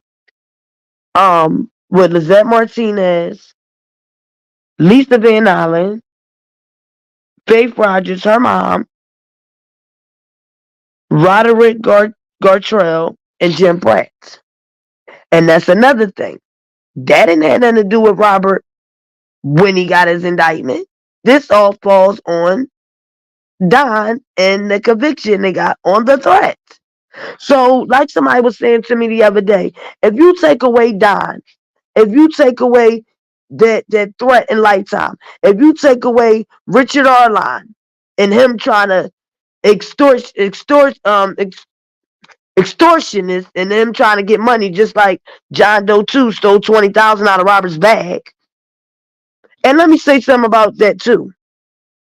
Holly testified that she had sex with nephew, aka Jovan. Azriel testified that she had all this sex with Jovan. Now, remember when Azriel was on the phone with the agent in front of Shabazz? And she said, oh, Robert also showed me a video. No, she said it's videos inside of the warehouse with Robert with men. And she said, and it's a videos with Robert and other men, Joycelyn and Dominique. Nobody thought about when they presented these videos. She told him, oh, and he showed me a video of him beating Holly and making her walk, right? Nobody thought about where's the videos of Azriel in the trial? Why is the video of Holly when she claimed he spanked her and made her walk? Why is it a video of Dominique and Joy with nephew, aka Jovan? Why is it a video of Holly and they claiming she's rubbing poop all over her? But Azriel said to the agent, he made her eat poop and that it is a video.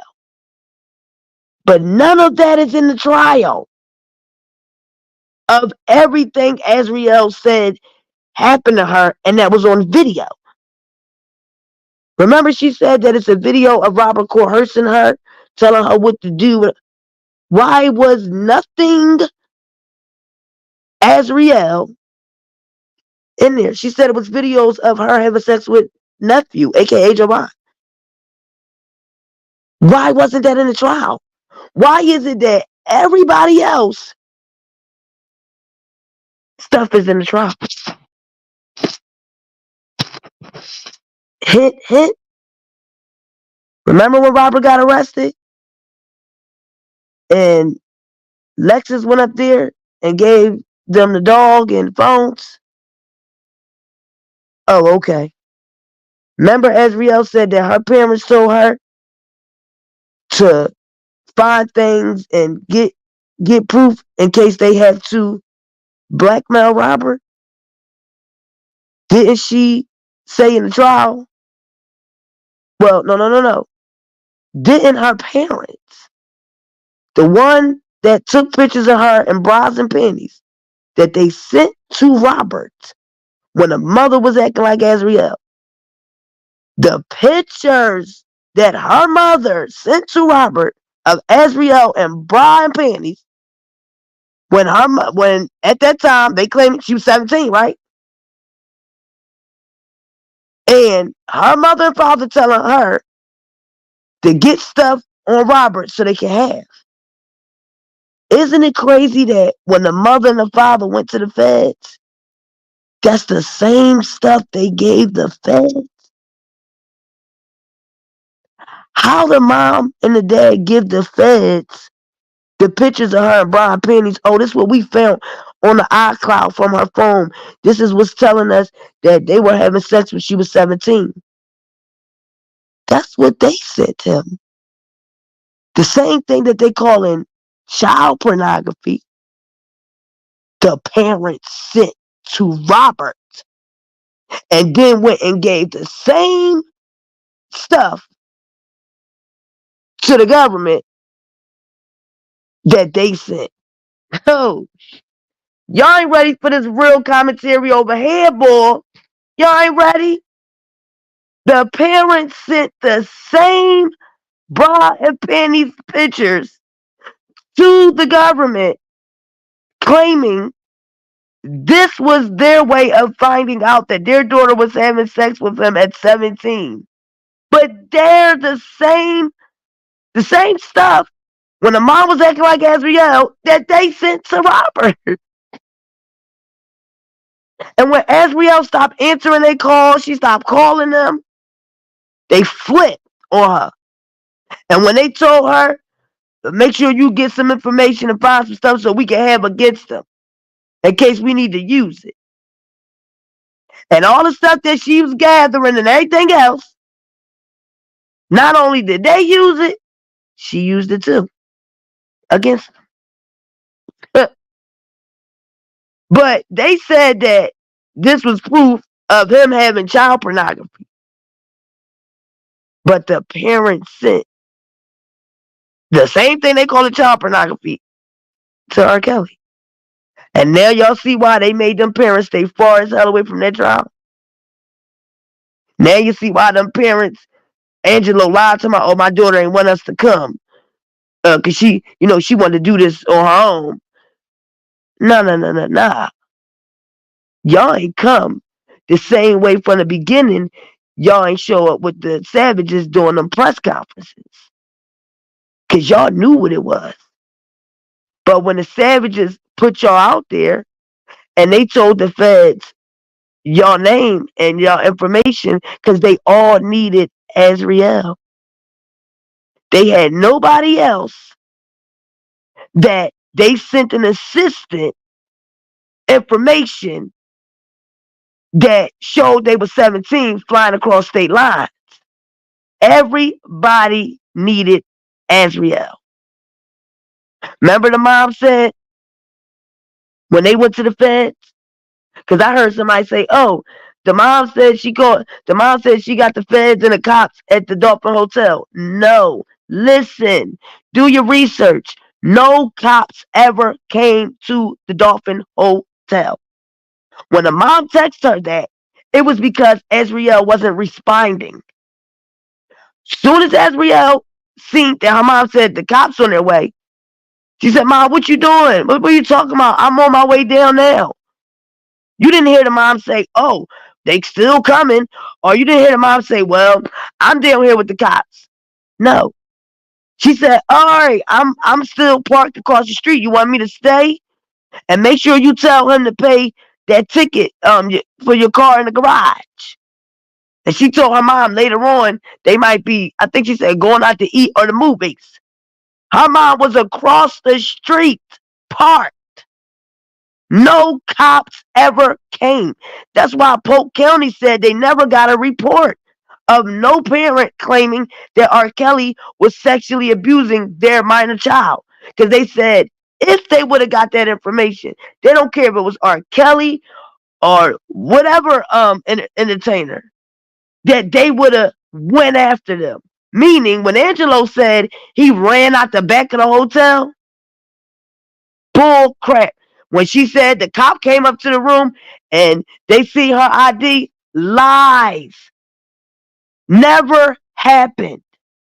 The reason they said that, because the public was going to wonder if all this time, after the concert, she was 17, all that time, and y'all was just letting her see and all. Oh no, it was about music. So they had to make up that they called the cops when she was supposed to go meet up with him for the music, because they didn't want the public to know that they voluntarily told her to go. The mom even told her not to go to school. Also, after Azriel was with him in the hotels, the mom sent the father to the school with excuse notes of why she was absent. If I had an attorney, I would have had my attorney definitely went to that school and got a copy of them absence excuse notes, because it would have showed the dates that she was with R. Kelly and that they sent the school excuse notes when the mom told her, you ain't going to school, you going with R. Kelly. So not only did they make notes for the school of why she was absent, they knew she was absent because the mother told her she's going with R. Kelly. So you stopped your daughter from going to school to go with R. Kelly, and then further, you wrote notes that were lies of why she was absent. That seemed like, to me, trafficking. So the concert with the daddy that they claim they did this because it was his birthday. The man's birthday in July, the concert was in April. Then they said, oh, the ticket was for our oldest daughter, but she had to go to work. Azriel just tried to hurt herself. She got out the hospital Thursday. We didn't want to leave her at home, so she was going to go with us. And the concert was Friday. That's another lie. The concert was Saturday. The daddy said, oh, it was a fun fest. It was other artists there too. Ain't nothing wrong with my daughter is musically inclined, so that's why we took her. R. Kelly, he was added. It wasn't like he was the headliner. They called him and asked him, can, he be an extra? I showed y'all the receipts. R. Kelly was the headliner. And at the beginning of the how can I put it, promotion of the show, it says, let's get freaky. Let's get freaky. SWV, silk, mint condition. And again, at the promotion of the article that came out, which was like 4 months before the show, the person that wrote the article at the top, it said, let's get freaky. And Robert was the headliner. It said, we can't have no funk fest without the king of R&B. But also, Angelo worked for Christy Lights, which I showed y'all those receipts. Christy Lights, when I showed y'all their they had when they wrote that thing about who they were and everything, and all the artists they work with, R. Kelly was one of the artists. So when you hear how she get on stage, the dad worked for Christy Lights. That was the connection. That's how she was able to go all around the world.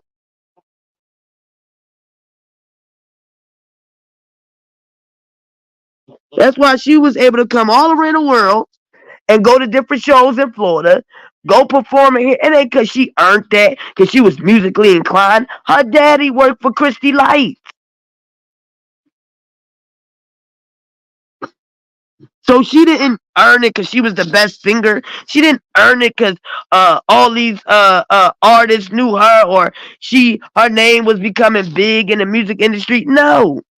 Her dad was going out the easy route. He wasn't spending money into her talent. No.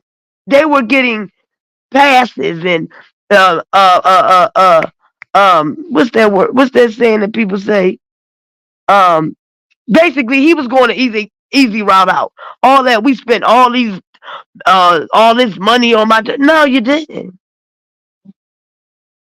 You was going scams, whoever you could use to get this, to get that. That's how you was pushing her career. And before R. Kelly, nobody knew her. Probably in that little space of Kimmsey, Florida. That's about it. Why he ain't take her to a female producer, a female artist? All men.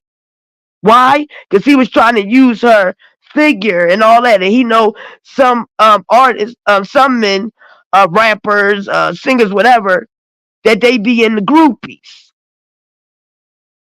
So he pushed his daughter as a groupie. All of them. They knew that the music industry, a lot of artists, be in the groupies. So they groupied their daughters.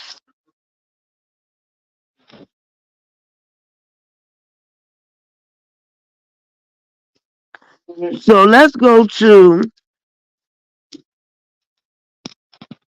okay, I read down Russell thing, but now we're going to get into this audio. And this is going to shock y'all, the things that were said in this audio. This is really going to shock y'all in this audio, but we got to put the truth out here. So this is what it is. And I think that Michael Williams' time is about up, right? Ain't Michael Williams' time about up? She gave him 5 years. And he already had good time. I'm surprised nobody wrote Michael Williams a letter. Because at his sentencing, by the time I got there, it was ending so fast. But all I caught, the little bit of time I was there, is when he blurted out, when she told him, you didn't know that it was a witness in there and other children and adults. And you almost tried to unalive these people. He said, Your Honor, I didn't know she was in there or nobody else. He said he only was going after one person, and that he was high off cocaine that night. And she kept telling him, stop talking. Refer to your lawyer. I'm not going to ask you again. Stop talking. He said, no. Shoot, since this is already happening, you sentenced me to 5 years. I might as well go ahead and tell my story. She would not let him talk. That's all he got out. Because I think he would have said he had beef with Angelo. Or Angelo owed the money. And that's what we needed, because they wanted to push the narrative that he was a part of Robert's enterprise. As Riel came right out and said that, showed that her behind the car on fire. First of all, let me tell you something. This right here, the car that was getting burnt, was Angelo's and Alice's rental. It was a truck. When her mother called in, she specifically said, please hurry up and send the firefighters, because I'm worried about the other car that's next to my truck. She said, and that one doesn't move. The battery's there, and we don't have I think she said we don't have the key. That was this car that Azriel's standing in front of. That they tried to push the narrative that this was strictly targeted on her. This car never moved. And the mom said that that's what she was afraid of, that the fire was going to get to this car because it was going to spread over. Please hurry up. It's spreading fast. Please hurry up. Where y'all at? Y'all only right down the street. When Azriel came, she was talking to them. She said, my mom and dad's car is on fire. She didn't say, my car's on fire. She said, my mom and dad's car on fire. She was telling the nephew and them, calm down, sit over there. And her mom was in the background snapping. Then they asked her mom, well, do you know who the person is? Did you see the person? She said, well, my son and my husband, they running after the person now. They said, is it a woman or a man? She said, a woman. Oh, my son just said it's a man. Then she said that the person was shooting. Angelo comes online, running his mouth. He was shooting at the person. Okay? So Azriel posts this picture to make the public think this attack was on me. This was from Rkelly'S people. They trying to silence me from not testifying. This was another way of them trying to get clout, another way for the daddy and the mommy to get, I think the daughter got the brand new car. Because they used the, the insurance and all that. Yeah. I think the daughter had a G-Wagon about a couple months after that. She was all on Instagram flexing with a brand new G-Wagon. Yeah. Then, as Riel saying, this is from R. Kelly. Here we go. This is added on to them trying to push this RICO. Cash, they try to link and say she's coming from R. Kelly, but this is the same chick that was underneath Angelo. This is the same chick at the Lifetime premiere introduced Michael Williams to Angelo. Michael Williams lived in Florida. Angelo lived in Florida. She said out her mouth that Angelo and Michael Williams was linking up with each other outside of her. The text messages where they say Michael Williams said to him, man, you truly need to, think about be there for your daughter or something like that, because, this could later affect her down the road. That didn't say to that message didn't say to me a threat. That message was saying to me,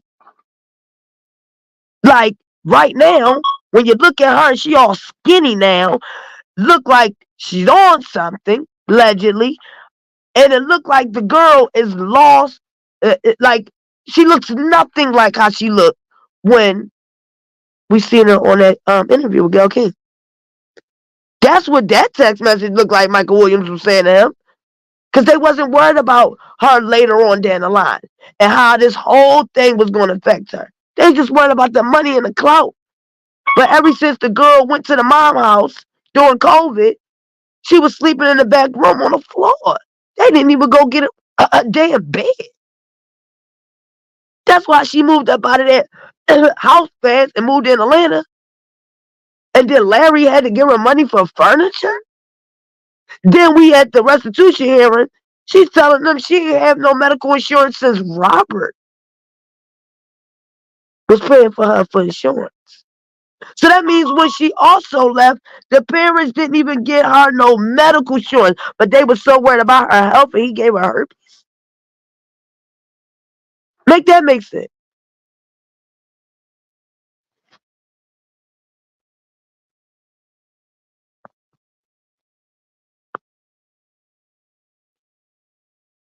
Make that make sense. So let's get to this audio. Anybody have any questions?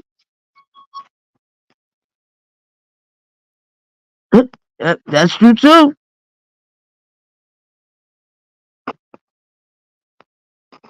Y'all know from day one, I ain't never messed with her. I ain't never messed with her. Even when she came on the internet and people was like, when she was defending Robert, nah, not me.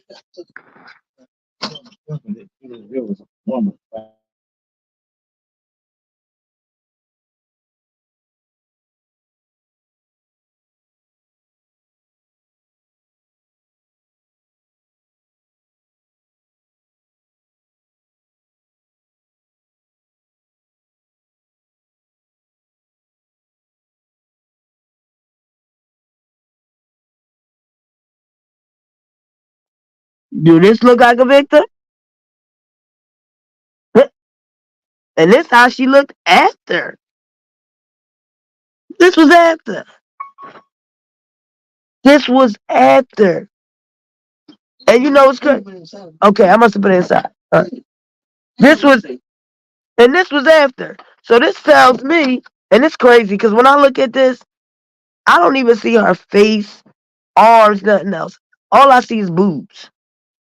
There was some good, nice boob jobs, boy.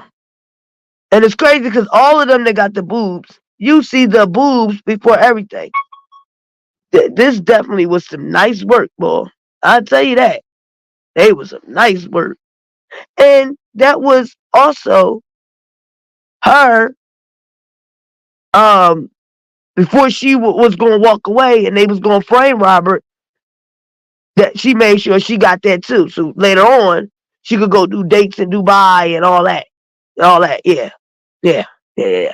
Remember the daddy said, "Oh, I knew she was gonna get boobs. Cause my daughter loved, she liked the big breasts and all that. Yeah, y'all mad because my daughter got new breasts and she got a nice natural butt like her mom. Yeah, this the same father that like incest. And don't forget, Angela, we got those receipts.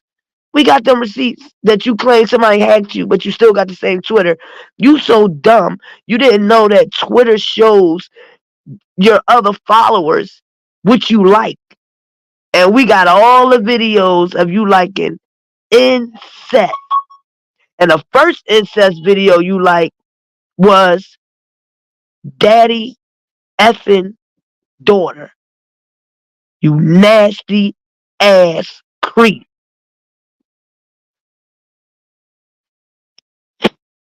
Nasty. And then when they ask you, oh, well the other videos you was liking the porn. He gonna claim the porn, but don't claim the incest. Cause he's so stupid and he don't know nothing about technology that Twitter, social media, it shows you what the tweets that people like. And he liked 5 incest tweet videos. So what I did was I had to block out the graphics and then y'all just see his tweet handle at the top. How many tweets he has tweeted out, the number, and then it'll show you the tweet that he liked. Nasty ass nigga. Let's get to this audio. It's over.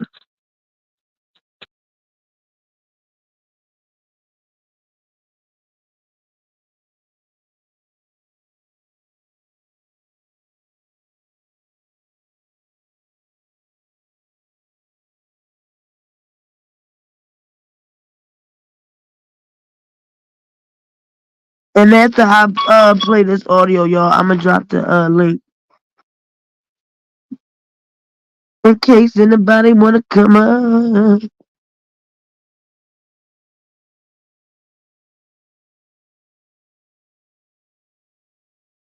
Oh, and Don Russell, I forgot.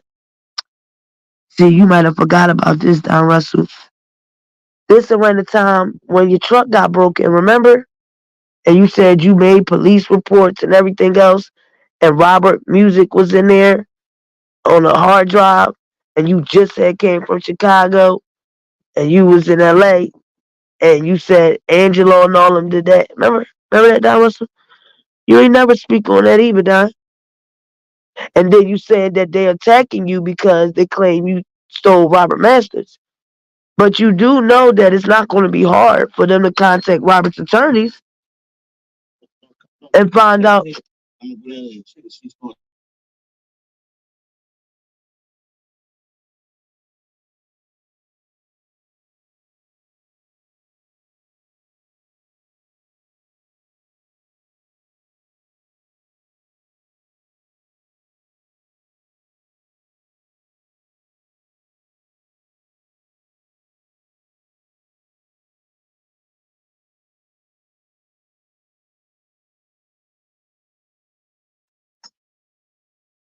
But we never got those receipts, Don. So I don't know. I don't know. And I think it's not going to be hard for them to find out that Robert asked many different times for you to return that stuff. Only you and Robert and Carrie know what stuff was that. Wasn't the Masters? Remember, you did take a picture of yourself in the truck. And in that truck is a whole bunch of boxes and stuff. Only you would know what was in those boxes. And when Santi let you inside the warehouse, only you and Santi and Robert would know, and Keith, what you took them boxes, and you admitted on choke that when Bruce seen the stuff in your basement, he went and told Robert and got in contact with Keith and was wondering why was Robert's stuff and his pictures of his kids and everything in your house. So I don't think you should use that defense because you're not thinking You got convicted of the threat for lifetime premiere. You saying they convicted you because of YouTube videos. That video of Texas Black Diamond and you showing the Texas and stuff of Faith Rogers, that wasn't they talking about the Instagram account. And then you pleaded guilty to harassing and threatening her and her mom. I don't know why you pleaded guilty to that. You were supposed to rock all the way down the middle with that. Take this to trial. But that was you.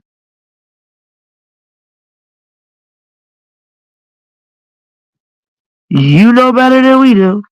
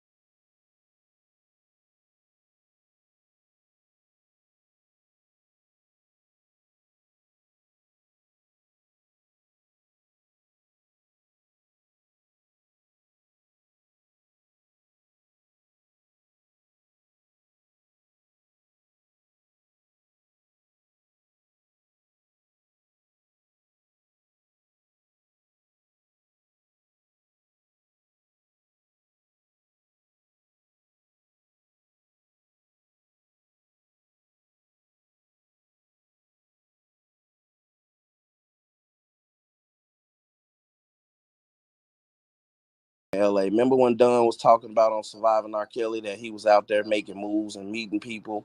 The guy from Roscoe's Chicken and Waffles was one of the guys that he met. So he doesn't. He told his me family, that was his uncle or something like that. yeah, it's not his uncle. I talked to his sister, and his sister said that he met this guy out there, and he came back to Chicago, and he fucking ran off on the plug with a motherfucker that wanted some weed from out of LA. He ran off on a big drug dealer, and he went out to LA to start his life with that $30,000. And in his process of going out networking, he met the guy that owned Roscoe's Chicken and Waffles, and he just befriended him. And he told everybody, like the fake R. Kelly sisters, that's what he did to the guy from Chicken and Waffles. So the sister told me that guy is no kin to him, no kind of way. That makes sense. So, I ended up talking to Don by default because he called him, and then, once Don got on the phone, he's like, well, who are you? What's your role? How do you know him? And, now Don's curious and Don asking all these questions. So I'm like, oh, I said, so you didn't tell him? I was like, oh, well, I guess I got to start from the beginning, whatever my beginning was going to be, because I wasn't sure at this point. But he said, well, hold on. Let me get my charger. My phone's dying. That's what Don said. Julius instantly hangs up the phone. And he tells me, hell no, I don't want you talking to him. I should have listened to Julius, but whatever. So he tells me, hell no, like, hell no, I don't want you talking to him. So he was trying to call back or something like that, but I guess he must have he told Don whatever he told him, I guess that I got off the phone or whatever. So we didn't actually connect that night. So this man went from the janitor all the way. Okay. No, I'm going to answer your question. So we ended up having another conversation. Some kind of way, I don't remember what happened. He puts Don on the phone. And Don busts out and said, because I think Don knew Julius didn't want him to talk to me. So he talked real fast. It was like he wanted to get my number, get through the conversation just so he could connect with me. Because he was like, I heard that you was a publicist. This man really needs a publicist. Like, I could sit you down with him, this, and that. So in my mind, I'm thinking, jackpot. We finally got like a link. Right. To him, because Julius wasn't moving on shit. So I'm like, okay, let's go with him. So all I know is Julius was acting scared. And he just was like, no. He was like, because I think I told him, well, I'm gonna be in Chicago next week, actually. And he was like, oh, perfect, whatever. And then Julia said, you know what, I'll come back. Because he was in California at the time. He was like, I'll come back and I'll connect the dots. I'll do it. Like, he was like, you sure? He was like, yeah, I'll do it. Don't worry about it. And I could tell, like, he really didn't want this to happen. You know what I'm saying? So what I'm getting from Dunn, and this is just my opinion.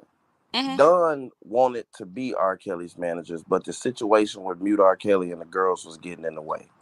So at this very moment, when he said he'll come back, he started to orchestrate what he was going to do to be able to he was trying basically. to boot everybody out, and he was trying to make it seem like he was the fixer. This is what I get from it, that he was the fixer. He was the problem solver. I think it's exactly what R. Kelly said. He was trying to prove himself. He was trying to prove that he could do these things. He was trying to prove that he could help him with this situation. But I can agree with that. You want to know why? Because of that text. Call me daddy. Oh my God. Okay, so okay, let's talk about that. Because I asked Azriel when she was at my house. I put Dunn on my TV, and I got an 85-inch screen. I put Dunn's face on the TV, and I paused it, right? And I asked her, have you ever seen him? Do you know him? And she was like, no. So at any point, did you ever hear or know of Dunn being around them girls? What do you mean? We saw him with them at court. I'm not talking about at court. That's court. Like that's after R. Kelly got in trouble. I'm talking about before there was any arrest. You know, he tried to say that, but I don't think he was. Yeah, remember in that interview that he did with TBD, he did mention that he was around the girls and stuff like that. He a lot. He did mention that, y'all. He did. I don't know that he ever was, honestly. Maybe in passing, but I don't think he was. Did you ever see strange activity between him and R. Kelly? Did you ever hear him call him daddy or anything? No, because when they say that R. Kelly separates everybody, that's a fact. When they say that he separates people because he want to tell you one thing and tell you something else, right? He's a narcissist. He has to cause chaos. Yes. So now I gotta ask you this question because I gotta get off here for a minute. My wife, I gotta get off here. Okay, let me ask you this. Now, when you came out and said that you was in love with Angelo, and you shit! Why are we talking about this shit? Hold on. I'm not going to talk about that. I'm just trying to create a timeline. Go ahead. When you came out and said, gave your undying love for hips. And hold on. And he basically called me and he retaliated with the video. I only played the audio, but the video of you talking to R. Kelly, warning him about Gayle King, Daryl Johnson. Explain to me how you got there, because he told me that he has other recordings, like R. Kelly recorded you a lot, and it happened to be in the phone that Azriel had when he got locked up, and he also recorded Dunn a lot. So explain to me, why were you doing that? Well, and let's how be many clear. times? And how he many couldn't times? have recorded me that many times because we didn't talk on the phone that many times. So let's be clear about that. And interesting. Yeah, we didn't talk on the phone that many times, so he couldn't have had too many recordings. That's why when he first approached me with that, and I think I talked to you that day when he first approached me with that, he was saying he had like 20-something recordings. I'm like, that's not possible because I ain't even talked to this man all of them times, and I only spoke to him, I believe, one time about him, and that was it. Okay, so Cash, did you ever call him back when he asked you to give him more information? Because that's the recording we hear. Right. No. Oh, okay. So let me ask you this right here, because I've been around here for a minute. I know. And I have to ask you this. I have to. Yeah. I've never met a woman that R. Kelly didn't sleep with. Oh, I never in every assistant, everything. Even it's coming out now that he had sex with Sparkle. Did you have sex with R. Kelly? No. Are you telling the truth? I am telling 1000% absolute truth. What if I told you I did he had proof that you try? did? Hold on, let me finish. Let me finish. What if I told you I had proof that you did? You tell me I'm a liar?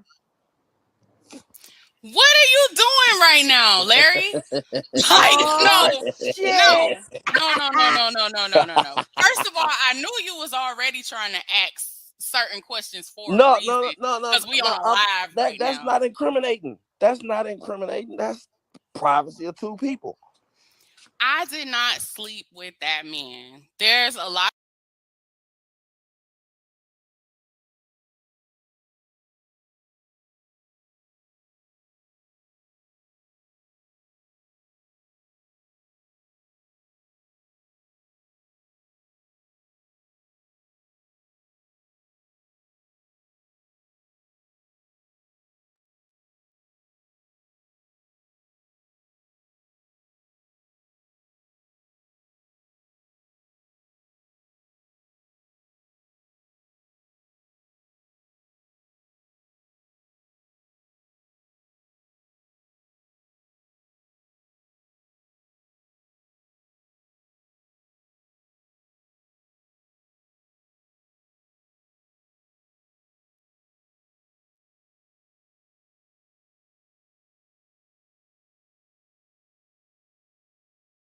I'm sorry, that's not my fault that you're violating the community. That's your fault. That's your bitch ass fault for being a dum-dum. Oh, well. Let's see. Yeah.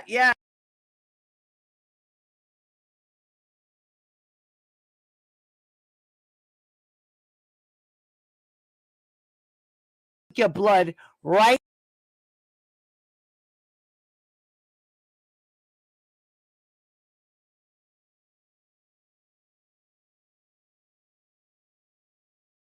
Prove her wrong that I could do it. But it was been better at this. Y'all done watch me flip out. Right. Because for me, Okay, the go ahead. Take conversation your with time. Angela Go ahead. was no, Go because you ahead. got to get off of here. Your wife, you said that. So I'm still gonna be listening. Go ahead. what text are you talking about with Block? Look, give your Diva, get Cash number for me. I gotta get off here. I put it in the Okay. private chat. Look Put in the it in the private private chat. chat, Put it in Cash there. Jones. I'll Okay. send it to him. I gotta get off here. I'll be back if I can, and we'll figure it out. Okay, brother. But I'm gonna be listening. Yes, sir. All right. Well, Larry had all the questions. He really did, because I don't know half the shit he know, and half the shit I do know, I don't know if it's true or not. Like, well, you know what? Tia's got questions. Go ahead, Hold on, before I answer Tia's question, let me, Yeah, because I do finish see answering the his chat. question. Go I ahead. do see the chat. So let me say this. I saw somebody say, am I a journalist or a publicist? Right. Okay. Let me explain this. I'm not a New York Times journalist. I'm not a Washington Post journalist. You got different levels to this nowadays when it comes down to these platforms. Those platforms have lots of guidelines, lots of rules. I work for a hip hop magazine. Something like The Source, Hip Hop Weekly, whatever. We kind of make our own rules. We kind of do what we want to do. So we are not held to the same standards as a New York Times or a Washington Post or something like that. And most people in hip hop media and stuff like that, we write, but we also deal with clients as far as like indie artists, businesses, stuff like that. PR is really like a hustle for people who work in hip hop and entertainment. So you will find a lot of journalists, bloggers, and whatever in the hip hop and entertainment world that have clients that they represent, and we do PR work as well. Now, in this situation, I was a journalist. I was looking for a story, because once I started seeing all of the moving parts, I'm like, oh my God, there's a story here. outside of just the victims, outside of just all of this stuff, there is a story. But at the same time, me being able to enter these circles came from what ISIS said. Do you think you could pretend to be a publicist and get close? So that's what that was. And with me being the Savages publicist, I mean, I was barely their publicist. Like, Jonjali and Tim just pretty much was like, hey, like, you know, right now we between whatever, like, you think you could help us out with this right now since you do some work like this sometimes? So I was like, cool. And that's all that was. So how does it feel to play both sides of the fence? Like, how, consciously, like, how do you feel, man? That's the problem. If I was a person who didn't have a conscience, I actually probably would have been better at this. Y'all done watched me flip out, right, go through the motions. I done told probably like 60 million different stories on 60 million different platforms. And it wasn't because I was lying. It was because it was also people infiltrating me. It was, first of all, I got found out so early in the situation. I should have backed out and turned around when I first got found out. But I still kept going and kept going. You saw the smoke, but you didn't see the fire, girl. And I'm thinking I'm trying to be slick, but I'm not being slick. You know what I'm saying? Because people got people recording me and people got people, you know, doing this and this and that. So it's just one of those situations where I got in over my head. And then on top of that, I come from trauma. So like I said, when Jonjali and Tim first brought, you know, the BuzzFeed situation to me, I remember talking to that. It touched you to the point to where you were willing to work with them, and then all of a sudden, I'm gonna explain. So when they first brought that BuzzFeed situation to me, I started dealing with the director there. She got to know me. We was talking to each other. When she found out about my personal past and the personal trauma that I've been through, the first thing she said was, Cash, you can't do this. Because she was like, this is a situation with a lot of predators. Well, wait a minute. I hope y'all heard the part where Larry was asking her the questions and he told her that he wanted some information she got. And he said, didn't I look out for you, Cash? You ain't been arrested, right? You ain't got no charges. Didn't I look out for you? And she said, yes, you did. I hope y'all heard that part. Basically, she was saying that Larry got her out of being charged. Or do I have to take that back if y'all ain't hear that part? I'm going to keep playing it because y'all ain't hear nothing yet.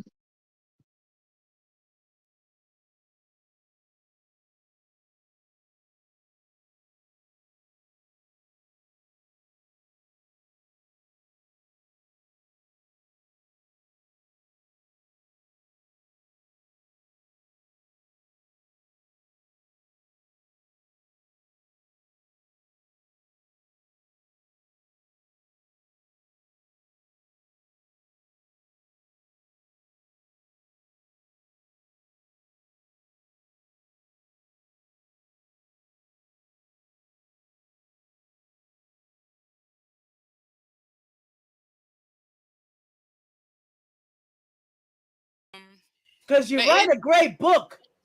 You said people didn't have the same standards as a New York Times or a Washington Post or something. The same standard. He was like,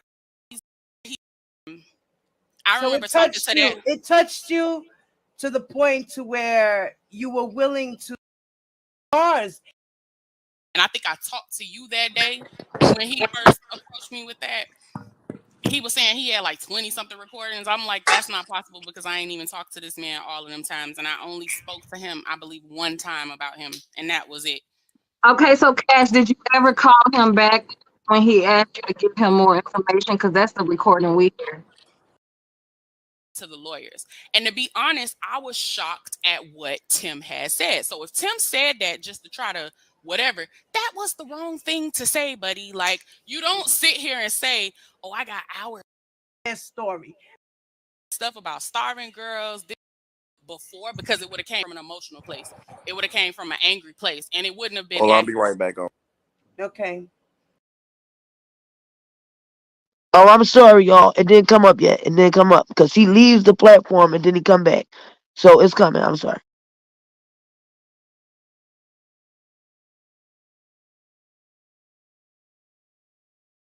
About my personal past and the personal trauma that I've been through, the first thing she said was, Cash, you can't do this. Because she was like, this is a situation with a lot of predators. She was like, and they gonna sift you out quicker than, she was like, you mentally, she was like, mentally, emotionally, anything, like, I don't think you can handle this.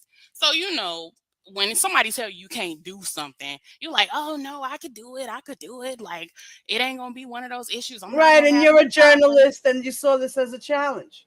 And I wanted to see what was going on, and I wanted to prove her wrong that I could do it. But when people ask, okay, if you were supposed to be a journalist and you were supposed to just be covering this, how did you end up getting emotionally involved? Like, how the hell did you end up liking Angela? Like, how did all of this stuff happen? And 187 and the undercover.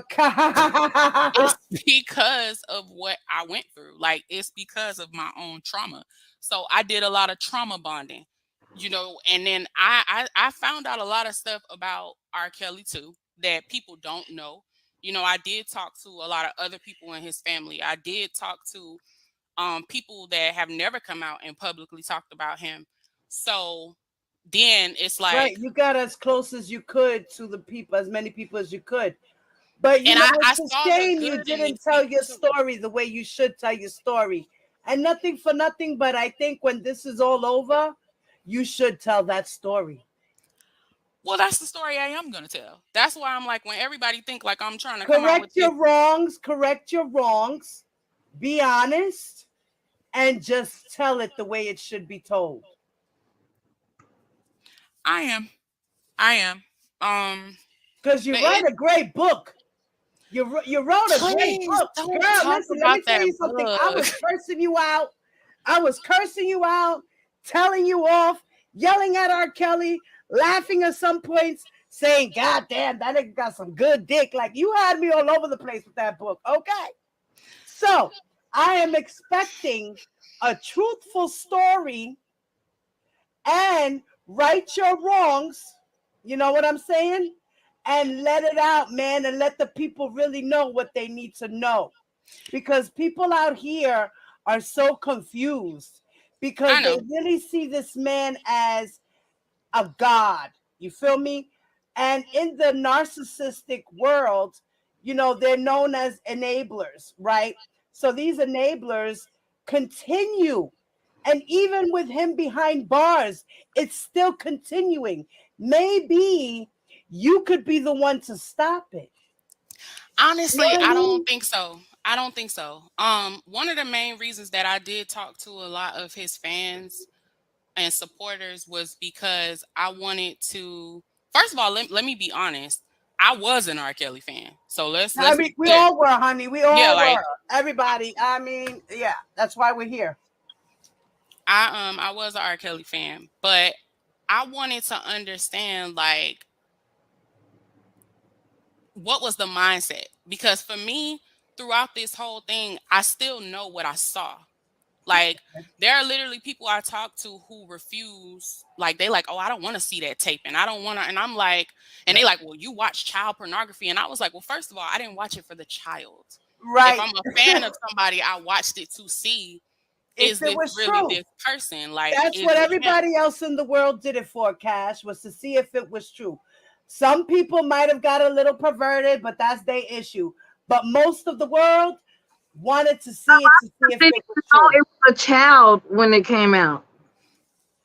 You said people didn't That's think what it we was a wanted child? to know. We wanted to know if he was really the man in the video with a child. Yeah, so for me, I got very emotional at a lot of points throughout this, because I felt for, and Larry said he listening. Larry know this. I called Larry one day and I said, Larry, listen. I said, and it was fucking with me. I don't know if he knew I was crying or not, but I was just like, listen, do you have any proof? Now, I know what I seen back in the day, but all of this stuff about starving girls, this and that, all of that stuff, that was still a little bit different from that, even though that was wrong. Right. So I was just like, do you have any proof that like he doing all of this other stuff? Because I know they said they had videos and different stuff. So I just was like, because if it's that, like, I can't stand behind that. And I've said that so many times, it didn't make sense. I was like, I can't stand behind it. Like, I can't do that. So like, and he was like, Cash, are you serious? Are you serious? And I think he was like in the middle of something. So he kind of just like rushed off the phone. But it was really emotional for me at a lot of points. And I think where the problem came in with me, where it seemed like, okay, she went from possible journalist to now she's aligning herself with R. Kelly's side totally. It came from my issue with the parents. Because Tim says that he said that stuff because, I wish you guys could squash your shit too with them. Did you guys ever squash that? We've never talked. And we didn't talk because I was so upset because I'm like, why would you tell them that I'm R. Kelly's mole? Because my thing was, I told them. I mean, you can't. Can you blame him, girl? No, but listen. No. But that's the thing. That's what they asked me to do. You got to look at it from their point of view. They feel like. No, I did. Because once I thought about everything, I was like, okay, I could see why they was mad. That's why I said what I said earlier about Kelly. Oh, you did say that earlier. Yeah, you did mention that. I was like, maybe she was mad when she heard that, and that's just me trying to put myself in their shoes as to why certain things happen. But with me, I was so upset because I'm like, yo, y'all put me in a situation where I could have been ambushed and you knew I was trying to help you. So that was my situation. But I do understand a gun threat just got called in, whatever. But at the same time, they knew I was talking to Don. You know what I'm saying? Like, they knew this. Now, I don't know if they knew I had done went as far as I went, but they knew that I was talking to Don. Yeah. So I'm like, we've had these conversations, you know what I'm saying? But at the same time, now that I've went through more of it, I see how many people infiltrate. I see how many people pretend. So I had to think to myself, okay, I don't know how many times these people have been infiltrated before I came in the picture. Right. And that might be why they're so paranoid. You know what I'm saying? But at that time, I'm just upset. Right. Like, who is anybody to trust in the situation? I mean, listen to all the madness. Right. And then when that audio recording came out, I did not leak that audio recording. Right, you said that. But what did happen was Don wanted the audio. Don wanted the audio. And my cousin, he was talking to them too. Don's mom, Don. So he wanted the audio. And I remember talking to my cousin and I was like, okay, I don't know what to do. Because I was like, if I give this to him, I can't control what happens to it after it's out of my hands. Right. Don was, I'm going to give it to the lawyers. And see, that was always the thing with Don. I'm giving this to the lawyers. Right. I'm giving this to the lawyers. And to be honest, I was shocked at what Tim had said. So if Tim said that just to try to whatever, that was the wrong thing to say, buddy. Like, you don't sit here and say, I got hours of somebody lying, because I'm in the middle of this thing. So now I'm looking at this crazy, like, well, wait a minute. If they lying, then what are we really doing here? Like, what's really going on? That's literally what my mindset was after hearing this. So he's like, okay, well, I want to give it to the lawyer. He like listens to what's being said. So I'm talking to my cousin, and my cousin like, listen, if you're trying to get close, he was like, if you don't give it to him, he gonna be looking at you like, okay, well, why didn't she give it up? So I gave it to him. And of course, instead of doing what he said he was gonna do with it, he did nigga shit with it.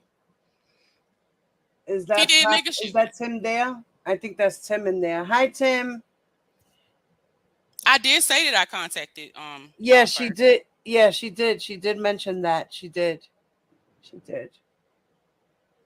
Cash played. Yeah, she said that she did play both sides. She did admit it. She did say, she infiltrated both sides because she wanted to do what she felt she needed to do for her own purposes. And in the middle of that, she got caught up in shit knee deep and didn't know what to do. And now she's in the predicament she's in, and everybody else is in the predicaments that they're in, and everybody hates each other and mad at each other and miscommunication. Everybody wants to fight and kill each other, all because of R. Kelly. Get the fuck out of here.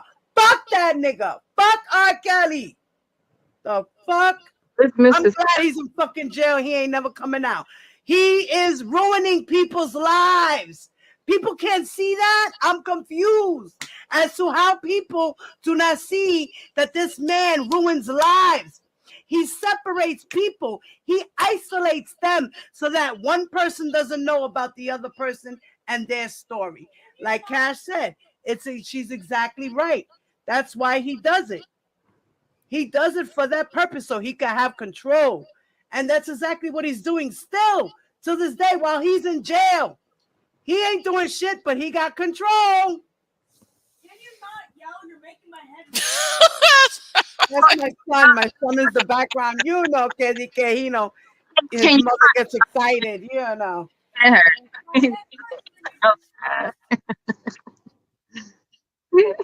just had to vent. Tim, you want to come up?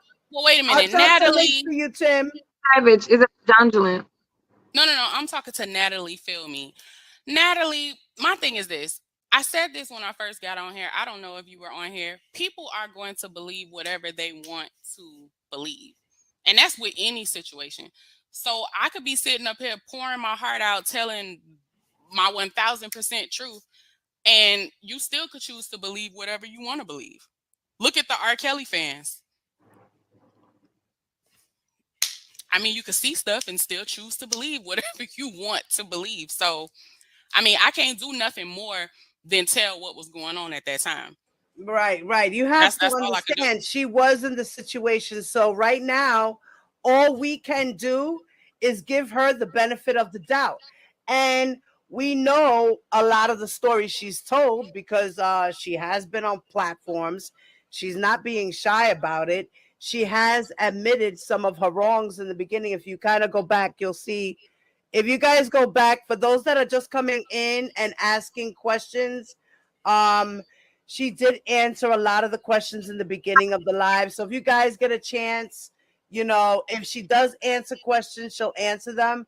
If not, if you guys get a chance, just rewind the live and you'll get your answers from that. So right now, we're just trying to be cool about shit. Ain't nobody up here fighting, being rude, none of that. We just simply opening up dialogue and we're trying to get to the truth as much as Cash Jones can tell her truth, because remember, this is still an open case as well. And she's still kind of implicated out there. And but you know what? It's not even that. Some of that. It's not even that. It's because, like I said, I haven't done anything wrong, and they know that. That's why. Right. But still, so with that, that's not what it is. What it is it's too much. So every time people say they hear me talking and it seems like I'm leaving out stuff, this is like 4 years worth of stuff. So it's not easy to just tell everything. I know you don't hate anybody, papi or mommy. Who is this? Is this dad or mom? I guess, but now I'm saying it's Tim. Yep, Tim Savage. Come on. Yeah, it was Tim. All right, I'm gonna drop the link for you, Tim, if you want to come on, Tim. But it's a lot to unpack. Answer the question about the whole Angelo and Michael Williams thing. Yeah, sorry about that. We did get interrupted. I did. Go ahead, mommy. Continue. Yeah, because there's so many questions.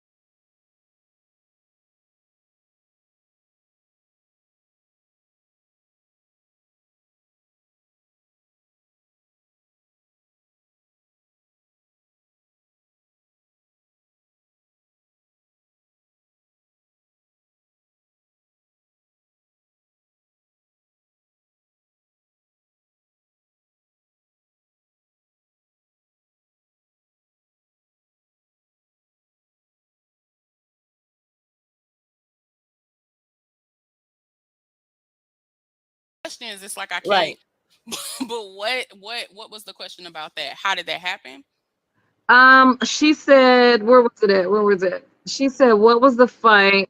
Okay, what was Angelo and Michael Williams fighting about that the car had to be burnt?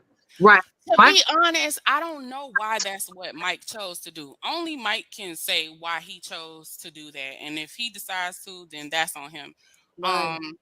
I can't say what Mike was thinking because it was a lot of crazy stuff going on at that time.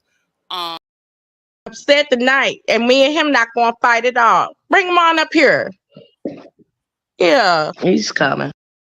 Comment to him.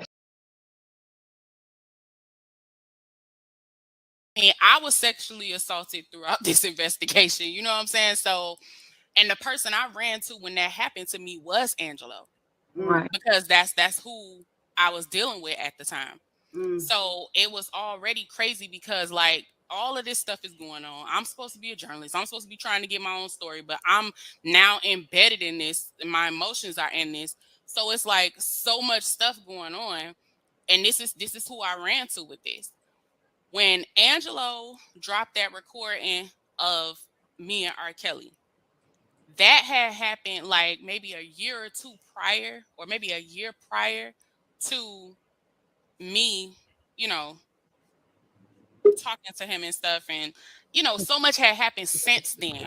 And I think one of the main mistakes I made, or problems within all of this, was I was emotional. So anytime something was said, anytime something was done, I ran with it instead of sitting on it and dissecting it like I should have done, like I would have done in a situation that I wasn't emotionally involved in.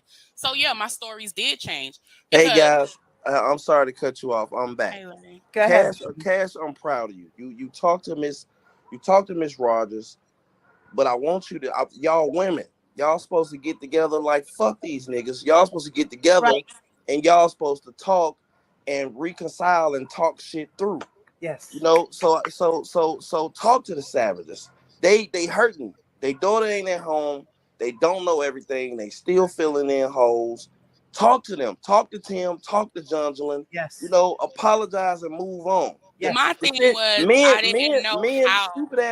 Stupid ass men hold grudges forever. Women get together and talk shit out. You want to know how I know that? Because my wife make me watch all these goddamn TV shows. So I'm always seeing 7 women around the table arguing, and then next week they go on a trip.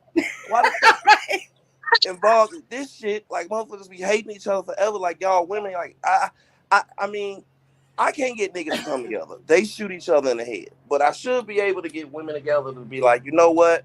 I did this and I'm sorry. I did this and I'm sorry.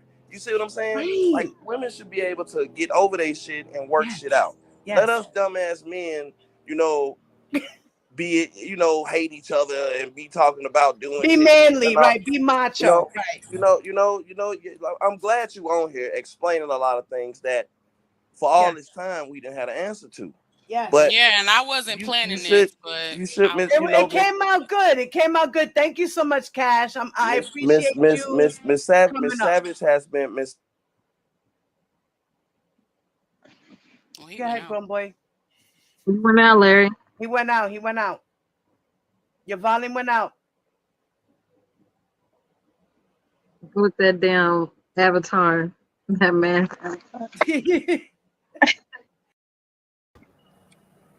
Okay, I'm gonna do this one.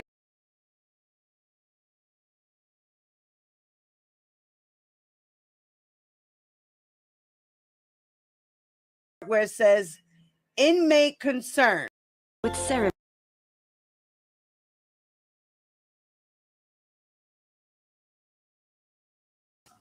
That's what it boils down to.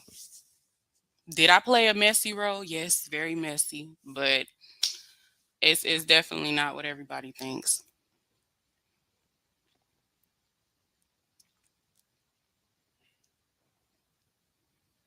I know I got some more questions. Oh, well, go ahead, Tears. I was ready for you to cuss me out. Go ahead. When I heard you apologizing, you was being nice to Mrs. Rogers. So, and that has always been my problem with you.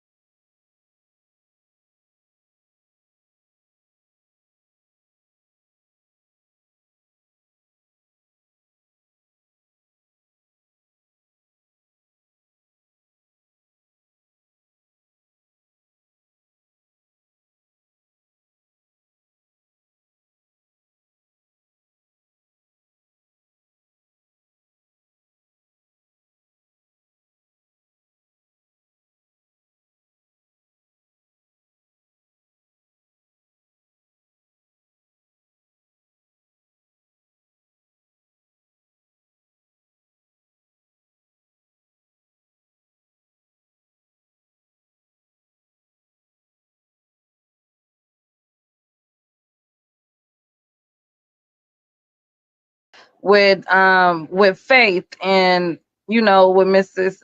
Rogers from the jump, like from the very beginning, because you were saying like, nah, she didn't, all that Cedar shit, but we discussed that already. And when she found out about my personal past and the personal trauma that I've been through, the first thing she said was, "Cash, you can't do this," because she was like, for hips. Man.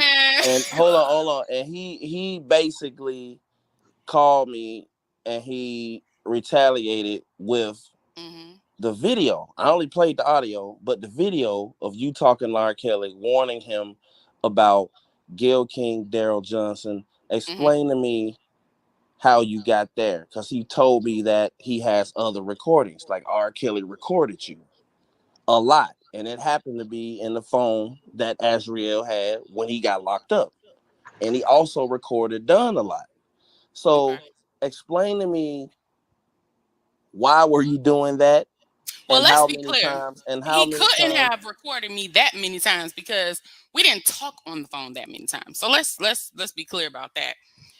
And interesting. Yeah, we didn't talk on the phone that many times, so he couldn't have had too many recordings. That's why when he first approached me with that, and I think I talked to you that day when he first approached me with that, he was saying he had like 20 something recordings. I'm like, that's not possible because I ain't even talked to this man all of them times, and I only spoke to him, I believe, one time about him, and that was it. Okay, so Cash, did you ever call him back when he asked you to give him more information? Because that's the recording we hear. Right. No. Oh, okay. So let me ask you this right here, because I've been around here for a minute. I know. And I have to ask you this. I have to. Yeah. I've never met a woman that R. Kelly didn't sleep with. Oh, I've never, every assistant, everything, even this coming out now that he has sex with Sparkle. Did you have sex with R. Kelly? No. Are you telling the truth? I am telling 1000% absolute truth. What if I told you I did he had try? Hold on, let me finish. What if I told you I had proof that you did? You tell me I'm a liar? What are you doing right now, Larry? No. First of all, I knew you was already trying to ask certain questions for a reason. Because we on a live right that's now. not incriminating. That's privacy of two people. I did not sleep with that man. There's a lot.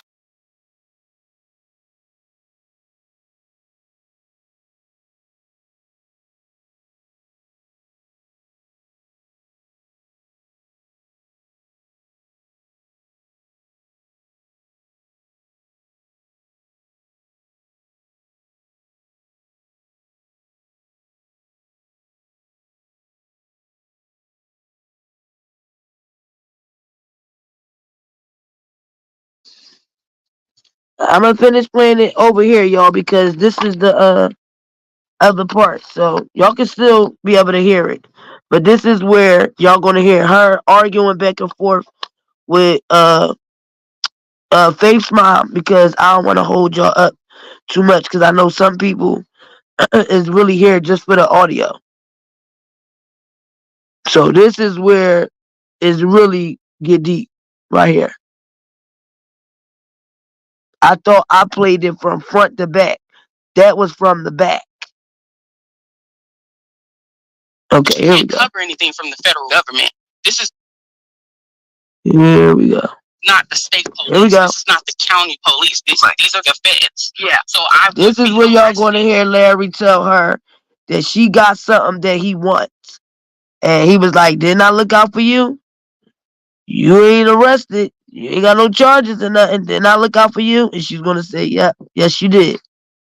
had I done the things that have been said. One more time. And you're gonna hear Faith's mom say that she never said they was threatened by no gun. You're gonna hear Cash say, yeah, because you remember that night I bought you dinner. You know my cousin never pulled no gun out on you. You're gonna hear her also say that she told Faith's mom that Don was putting out those photos. So Don, that's why you got that charge, because Kelly Rogers also going to say in this audio that she think Cash is the reason how Don got her number when he called her phone. But she definitely told Faith's mom, y'all go hear her say, yeah, because I said when he was doing that, he went too far and did not give you the information about, Don putting this stuff out about your daughter. So Don, the same woman that you was lusting over, you was liking, she used all of y'all men. Y'all notice how she went from man to man to man to man to man. Even Block Bender. When she said that Angelo hacked her phone and felt messages of this new guy she was talking to, that guy was Block Bender. And then Angelo attacked Block Bender and he said, all of a sudden, Block Bender said he was getting threats, people threatening his mother, Cash. But I ain't gonna talk no more. Have you ever apologized to the Rogers as far as your involvement? I'm gonna be honest with you. I thought about apologizing to the Savages.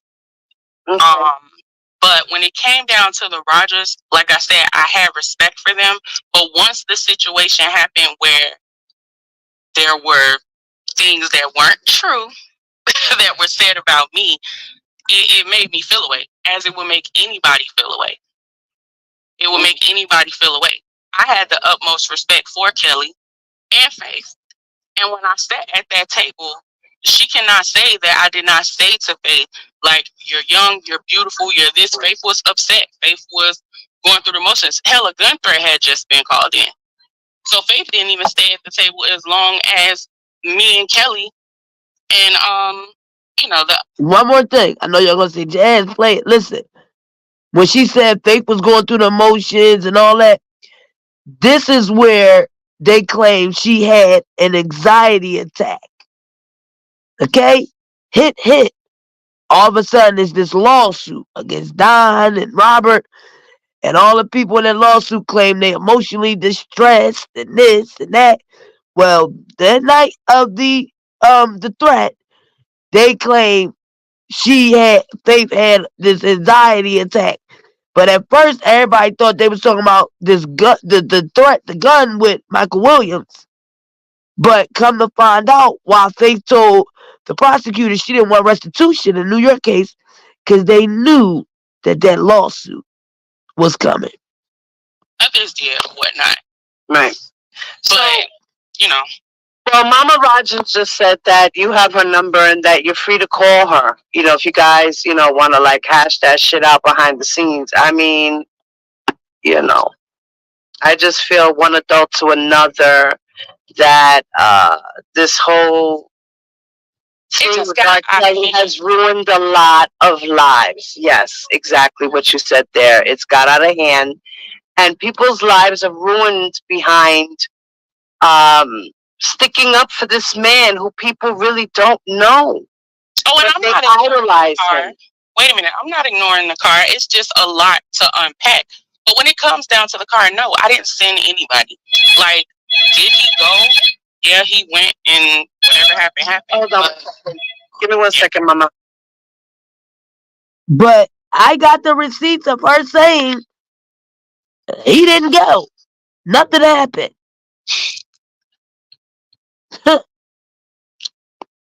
But she don't know why he went. Now she's admitting to them because Michael Williams was locked up when they did this panel. But now she's admitting she don't know why he went. What? You were connected to Angelo. You introduced Angelo to Michael Williams. Why is it always something go on? One of my girls has a question for you, Cash. She just called in. It's keep R. Kelly down. And she ain't got nothing to do with nothing. But she's in it. Come, stop. Why did you call R. Kelly and said that they are planning to rip him apart on Gayle King interview? What was the purpose of giving him that information?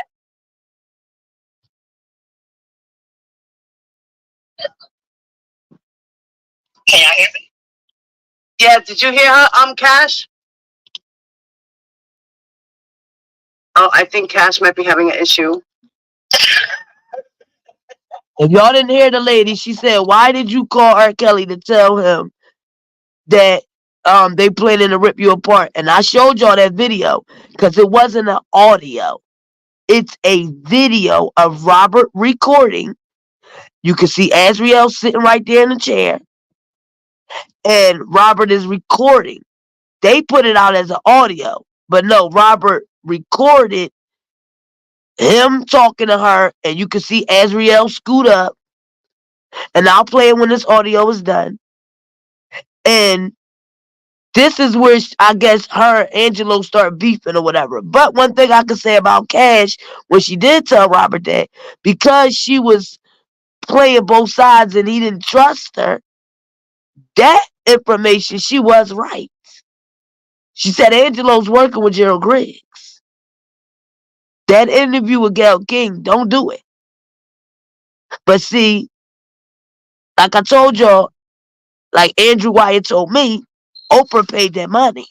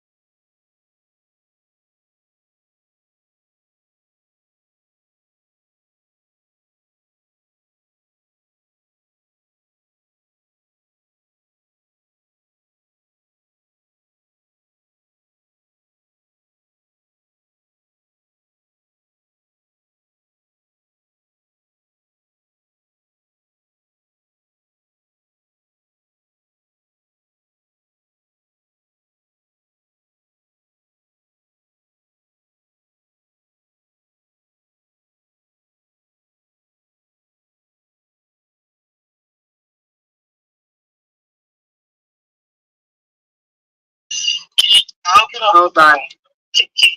No, wait, Mama. Do you hear us, Cash? I can hear you now. Okay, she can hear us now. Go ahead, Keep. Yeah, what was the purpose of calling R. Kelly and saying that there are plans to rip you apart? What was the purpose of that phone call to give them that information? Okay, when that took place, when that happened, I was in the middle of all of these people. So it's a lot of different things that I witnessed. So at this point, honestly, I saw things that were not necessarily good. And I'm not going to say coming from the Savages, I'm not going to say coming from the Rogers, because after, like a little bit after the screening night or whatnot, I wasn't speaking to them. But, then I started dealing with Angelo. So there were things that I saw that was going on that weren't right. And at this point, you have to understand whether Tim is saying that he told me people were lying just because he was trying to get information or not, you still have to understand the impression that I'm under. Because I went in 1000% believing what Tim was telling me. So at that point, when you got Tim telling me, oh, wait a minute, well, this person is not being honest and this is going on. Now, he says now that he was just saying that because he was trying to get information from me.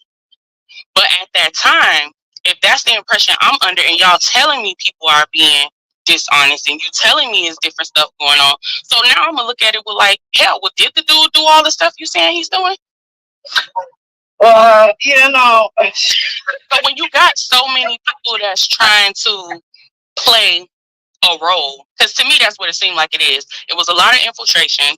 It was a lot. My cousin does not wear a gun on his hip. My cousin was already a felon. He could not even have a gun, Tears. He couldn't travel with a gun. He couldn't be in New York with a gun. We couldn't get to an airport with a gun. He wasn't there, so was he there or was he not there? Wait, was who there? Stories. Say that again, say it again, Mama. This is a problem because reports saying that the person wasn't there, and then they reports that he was there. Wait, he was where? He was where? He was there at the restaurant? Yeah. Okay, let's be clear about this. We never made it to the screening. We never made it to the screening. I was already running late. So by the time that we were about to hit the corner to park, Jonjolyn was already calling me and saying, it's over, it's over. Somebody called in. I don't know if it was a gun or a bomb, but somebody called in a threat. So she's like, just come to the hotel. Everybody's going to the hotel. So that's how I ended up with them. I never actually made it to the screening. Okay, none of us did. Let's talk about this screen because the court documents also have your name, Confrontation Jones, and the text messages with Don Russell. Right. Right. Maybe she wasn't on when I said this earlier. When I was texting Don, I was not where I said I was. And the feds know that. So when I was telling Don, oh yeah, I'm here, I was still in Miami. When I eventually got to the hotel and stuff, we're at the hotel. We're not at the screening. And Jonjolyn knows that we never made it to the screening. I'm talking to you about your name being mentioned to exchange text messages. Right, I'm not denying the text, love. What I'm telling you is Don was being played. He thought I was at the screening. I was never at the screening. Oh, so she was places she played him. She made him think that she was there, but she really wasn't. Right. The places he thought I was, I wasn't. He thought I was in New York a whole day before I ever even made it to New York. See, here's what's confusing. What would be the purpose of doing all of that? If you want to play them, say that you're in Miami, you're not in New York, you're in Miami. Well, because the point was, we were trying to get close to the camp. Right. So they're not going to just let you in the camp, period. Now, was it messy? Yes, it was messy. But the point is, if somebody, feels like you're helpful or they feel like you're doing this or you're doing that, then it's like, okay, I could fuck with this person because she helping me out, she doing whatever. So, yeah, I think she's solid. Like, I mean, that's just what it was. That's what it was. Sad. I mean, it could be sad, but it's the reality of what happened. It's no different than an undercover agent. Like they're going to say, investigative journalists, sometimes they go really deep undercover to really get their story. And you know what? Cash Jones went too deep and found herself in shit that she can't stand in. Am I right? Because there's a lot of reputable investigative journalists that themselves in deep shit. They know how to come out. Yeah, but what you have to understand is this is my first time ever being involved in anything like this. Did I get in over my head? Most definitely. Most definitely. Right. But like I said, y'all are going to believe what you want to believe. You know what I'm saying? So it is what it is. But I'm giving you the explanation as to why I'm not arrested. Right. Right. Now you have to know that. You have to know that if I really did the things that are being said, I would have been arrested. Well, there's a lot of people that should have been arrested in this R. Kelly case, and they're not, honey. Because in reality, they want the shark. They don't want the little fish. Yeah, but that's because most of them testified for a jury. That's fine. Because if he was innocent, he should have more than 5 defense witnesses. This is a fact. That is a fact. Anybody with logical common sense can see just from that alone, there was no way this dude getting out of it. And he coming out of the Illinois case, even with the appeal. Right. So it's like sit back and watch and enjoy the show. I'm gonna go back to the bushes. I want to ask And that's it. I'm just gonna go back in the bushes. Actually, Tears really think. I'm sorry. It's really sad how inaccurate she is. Actually, Tears, how about this? I found out that there was another person who was actually present with my cousin when this took place. And I found that out, of course, through the lawyers and everything when he was going through what he was going through. And I had the opportunity to speak with that person. Actually, Angelo shot at my cousin and this person. And then they lied to the police and told the police they were shot at. So, you know. Wow. It depends on how much information you really want to know, sweetie, because you really got the story wrong. You really got the story wrong. So, I mean, girl. And how do you feel about your cousin being in jail right now with all this mess? How did he get involved? Did he really know R. Kelly, or was he just because he had to back? No. R. Kelly would never let a man around him with me. I tried my hardest, even when I was dealing with BuzzFeed. I tried my hardest. I was talking to production, trying to figure out how to get my cousin in there with me because I didn't necessarily know if I was safe based on everything I was hearing. And them finding out I was a journalist and everything. And for him, it was like, hell no. If you can't come by yourself, then no. So he's never been around my cousin, never talked to my cousin or anything like that. But Angelo has. You know what I'm saying? So right. So that's pretty much basically why they probably didn't attach your cousin to R. Kelly, because in reality they had evidence that he really didn't know him. But they attached it in the media. They attached it in the public. Right. I mean, but the ones who are really into the case, like me, knew better. A lot of us know better what's going on. So, we figured that it basically had to do with beef between you and Angelo. Is that true? I believe so. Okay. I do. I believe so. And I mean, it's other elements to that. Right.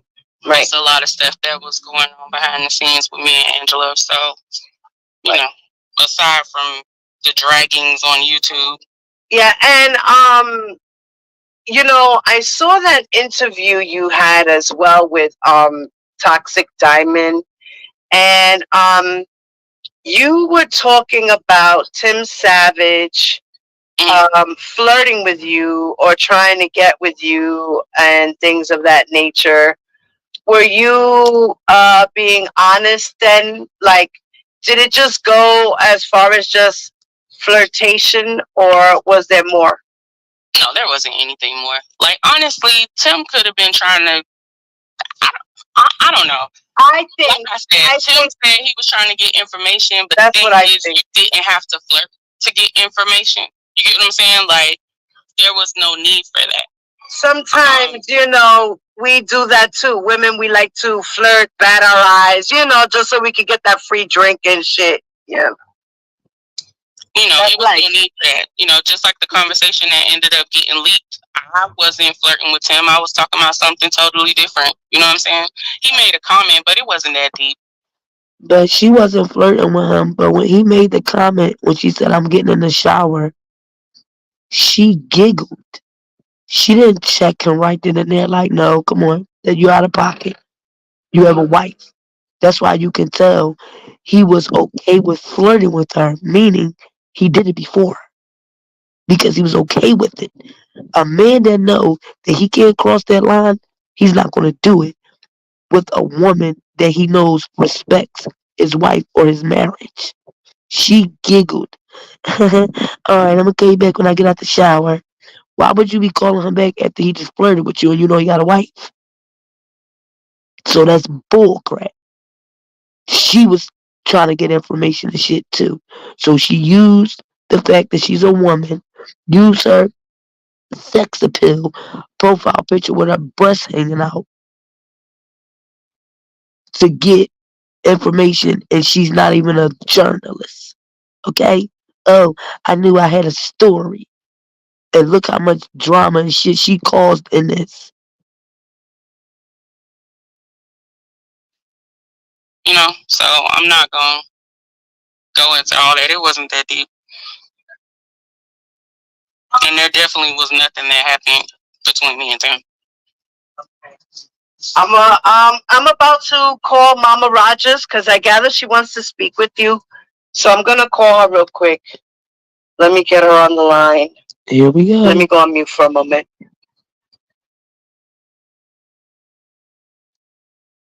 And you know what's crazy? If Don would have just been quiet and just been listening to people talk, when this audio came out, Don didn't even go to trial yet.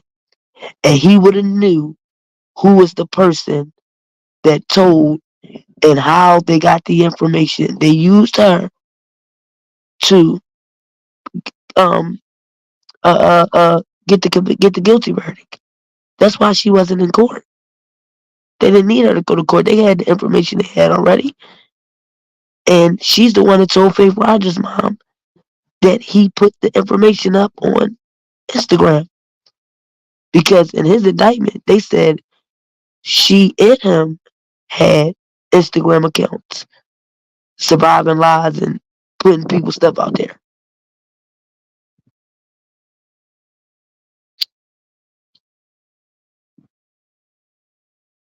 And that's why when she came to my channel last year, like I told her, and if she in the bushes now, I don't respect her.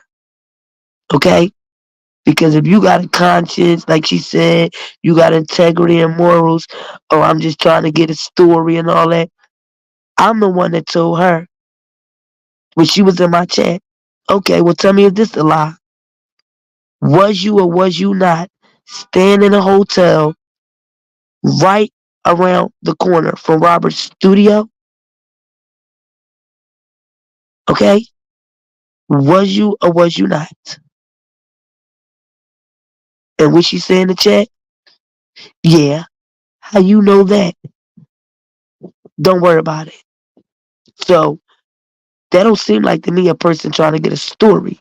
That seems like to me a person trying to get close to R. Kelly.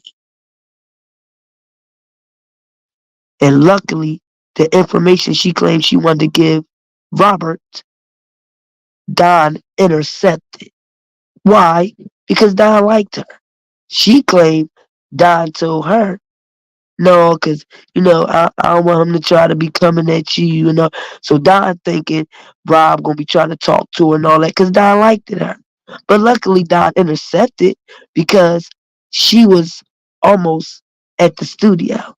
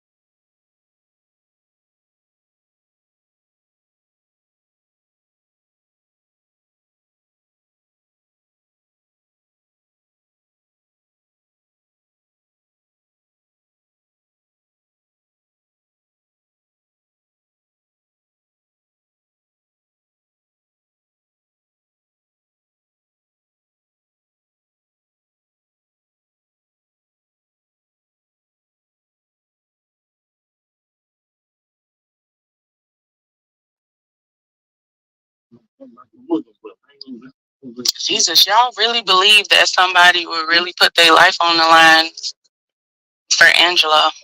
Okay, it's crazy. I heard the 911 call sound like you was there. Which 911 call are you talking about?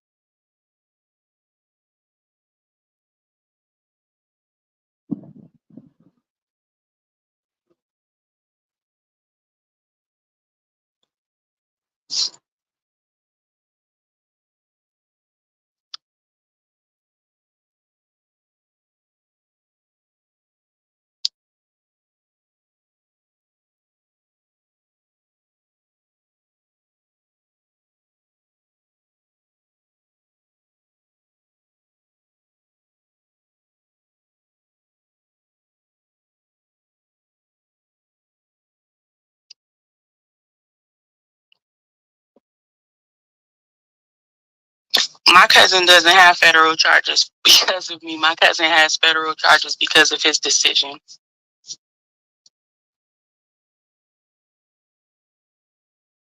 Mama Rogers, I'm calling you, baby. Pick up the phone.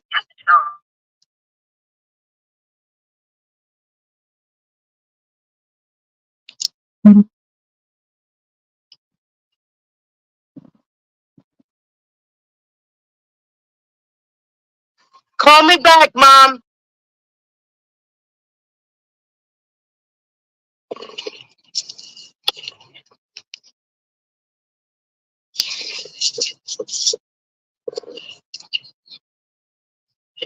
Sorry about that, what guys. to say about Tears. That's your sister, but she's been There she goes. Okay. Hold on 1 second.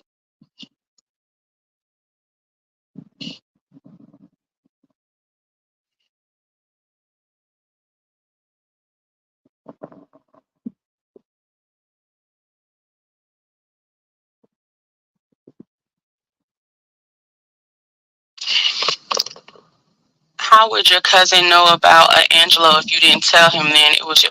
First of all, sweetheart, my cousin met Angelo the same night that I met Angelo at the hotel after the screening. So my cousin met Angelo in person. My cousin had Angelo's phone number. Angelo had my cousin's phone number. They've spoke on the phone. They've met in Orlando outside of me. So they've texted all of this. So I didn't have to tell him about Angelo. He's met Angelo. He's talked to Angelo.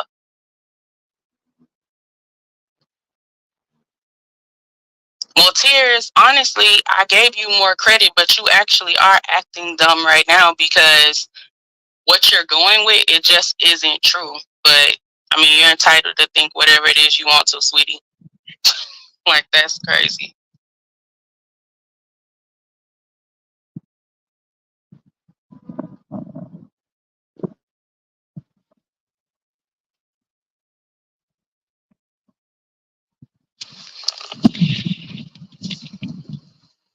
Obviously, there was beef going on, like, period. I don't have to tell my cousin to do anything for him to do something. Period.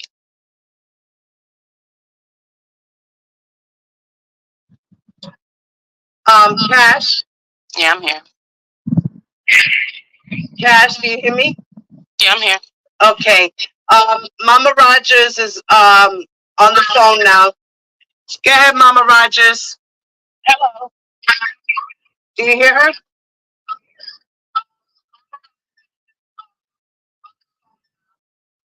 Oh.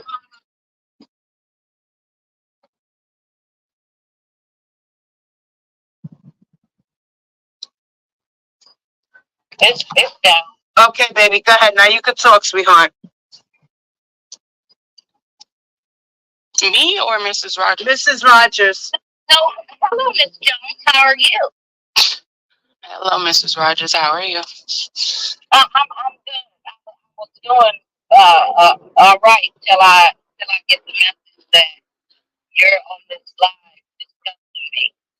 So Well, I was asked about you as well as everything Yeah, else. wait, Cash. Let her finish her statement, Mama, please.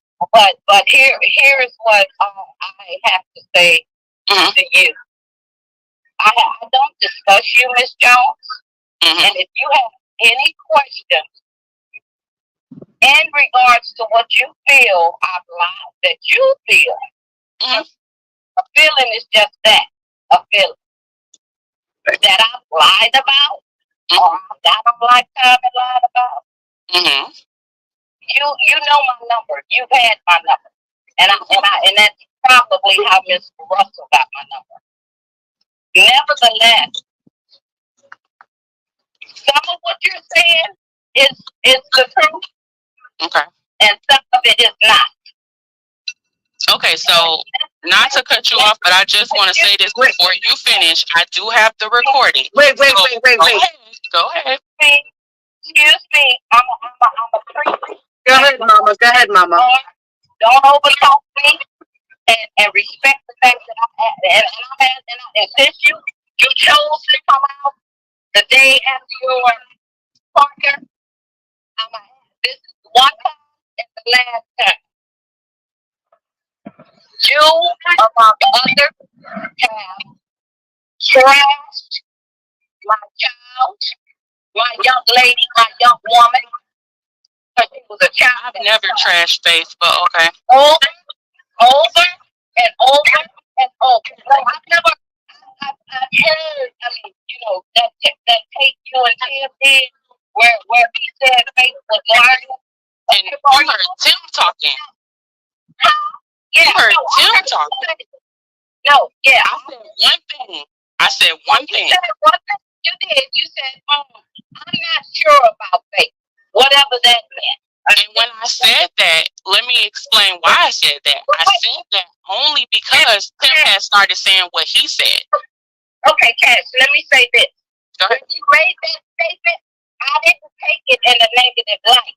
I took it that you was unsure of whatever you heard. That's how I took it. So, and in spite of what Tim said that day before, what he's saying now is that he was heated in the moment, which I know is whatever. And I came out on the live in the middle of it when you said I was mad as well, out of whatever the word, whatever you said. I don't know, so I can't even speak to that. But yet, when you Mama, you went on mute. This has been over 3 years, so sometimes people forget things.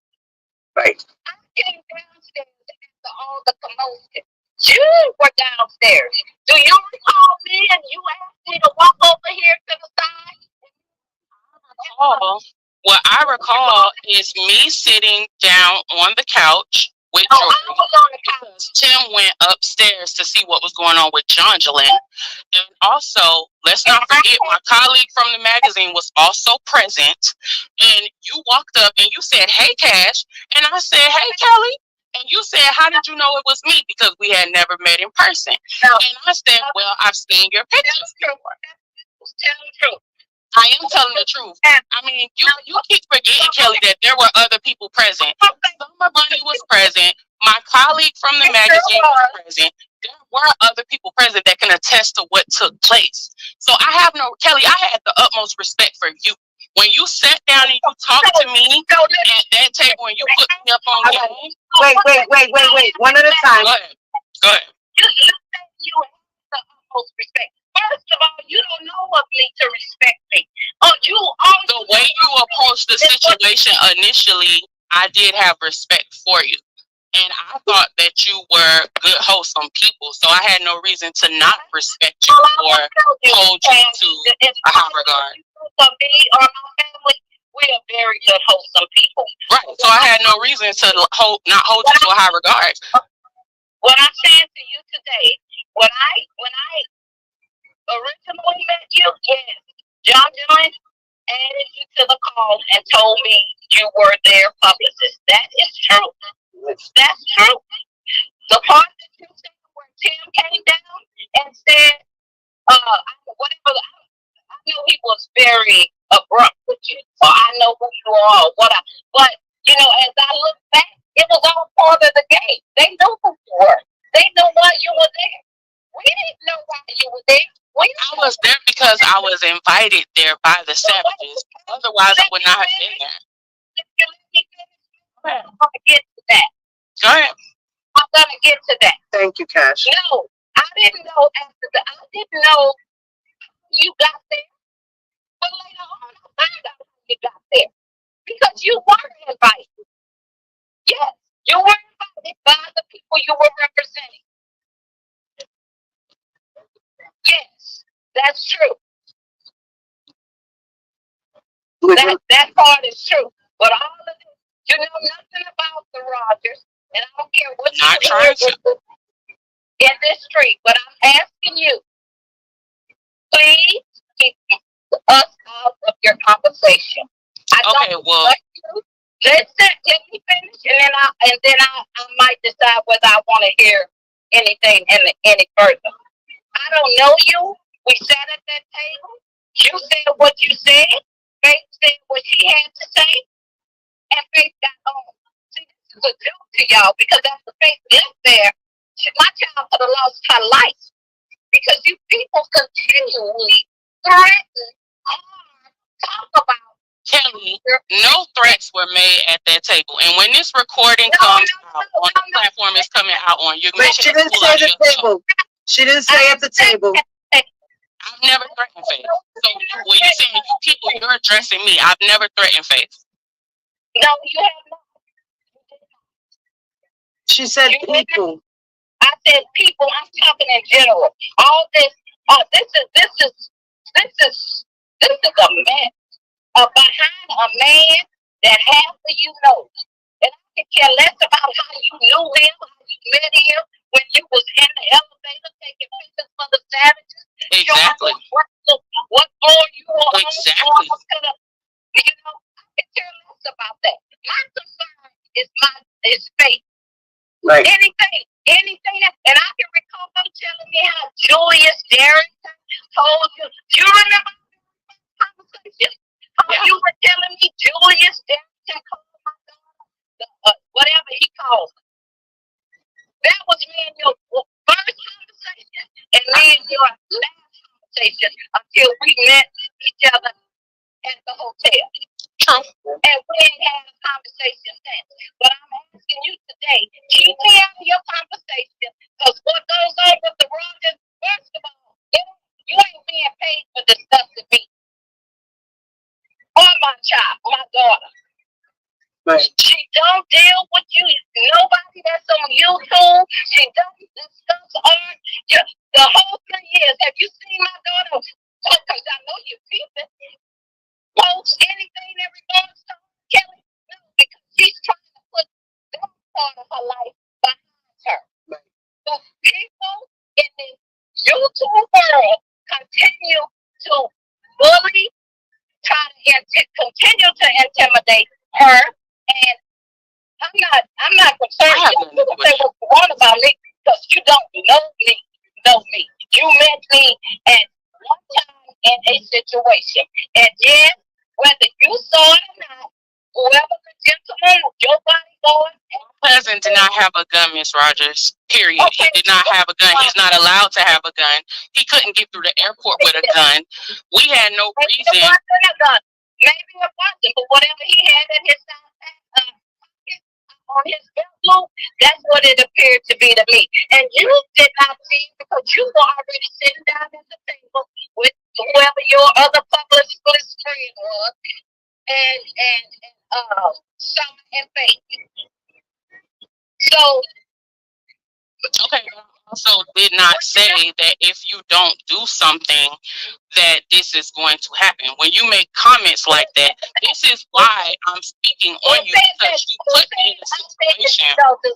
You did make the comment. Think back. I have to record it. I don't have to think back. I can listen to it every day. What is it that you're saying I said? So, but I'm telling you, when you decide, because you recorded me illegally. No, I didn't. And New York is a one-way state. It's a one-way consent state. There was no illegal recording. Okay, It's on YouTube Live. I don't have to record this. It's being recorded. 3-way, 4-way, whatever way. I'm telling you, Mrs. Jones, you know nothing about the Rogers. I don't want to know anything about you. What I do know about you is you went on national TV. Okay. Write your book. Make your paper. You're a very good writer. Make too much you gotta do to put money in your pocket. But please don't include us. I don't. You as I should be to you. You're clearly that to me. So stop talking about the Rogers, okay? I can stand up for my family because I know where we are, and I know who we are, and I know whose we are. But some people choose to assume, they did, and to make the record clear, for all of y'all, whoever you are talking about, we want money.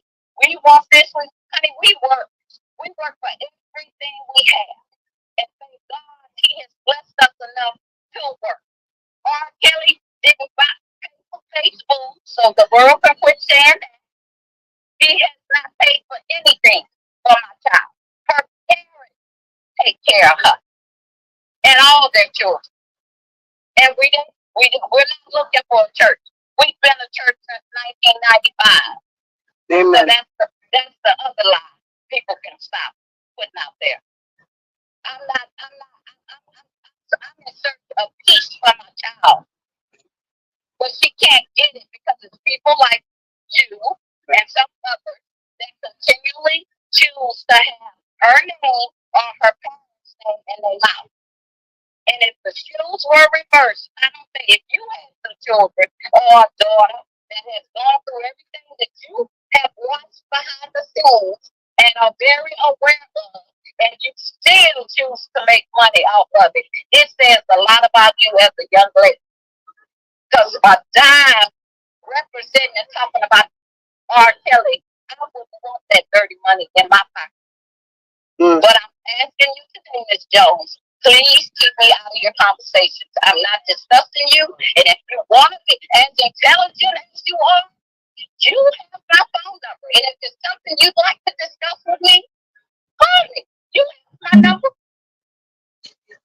Because I don't know you to have something against. I'm not mad at you for what went on in New York. I'm going to let her speak. We're upset because of the conversation with Tim and what I said, or then y'all just flat out lied. I mean, it's one or the other because you made it like I blackmailed you. I did not blackmail you. That was never my energy whatsoever at all.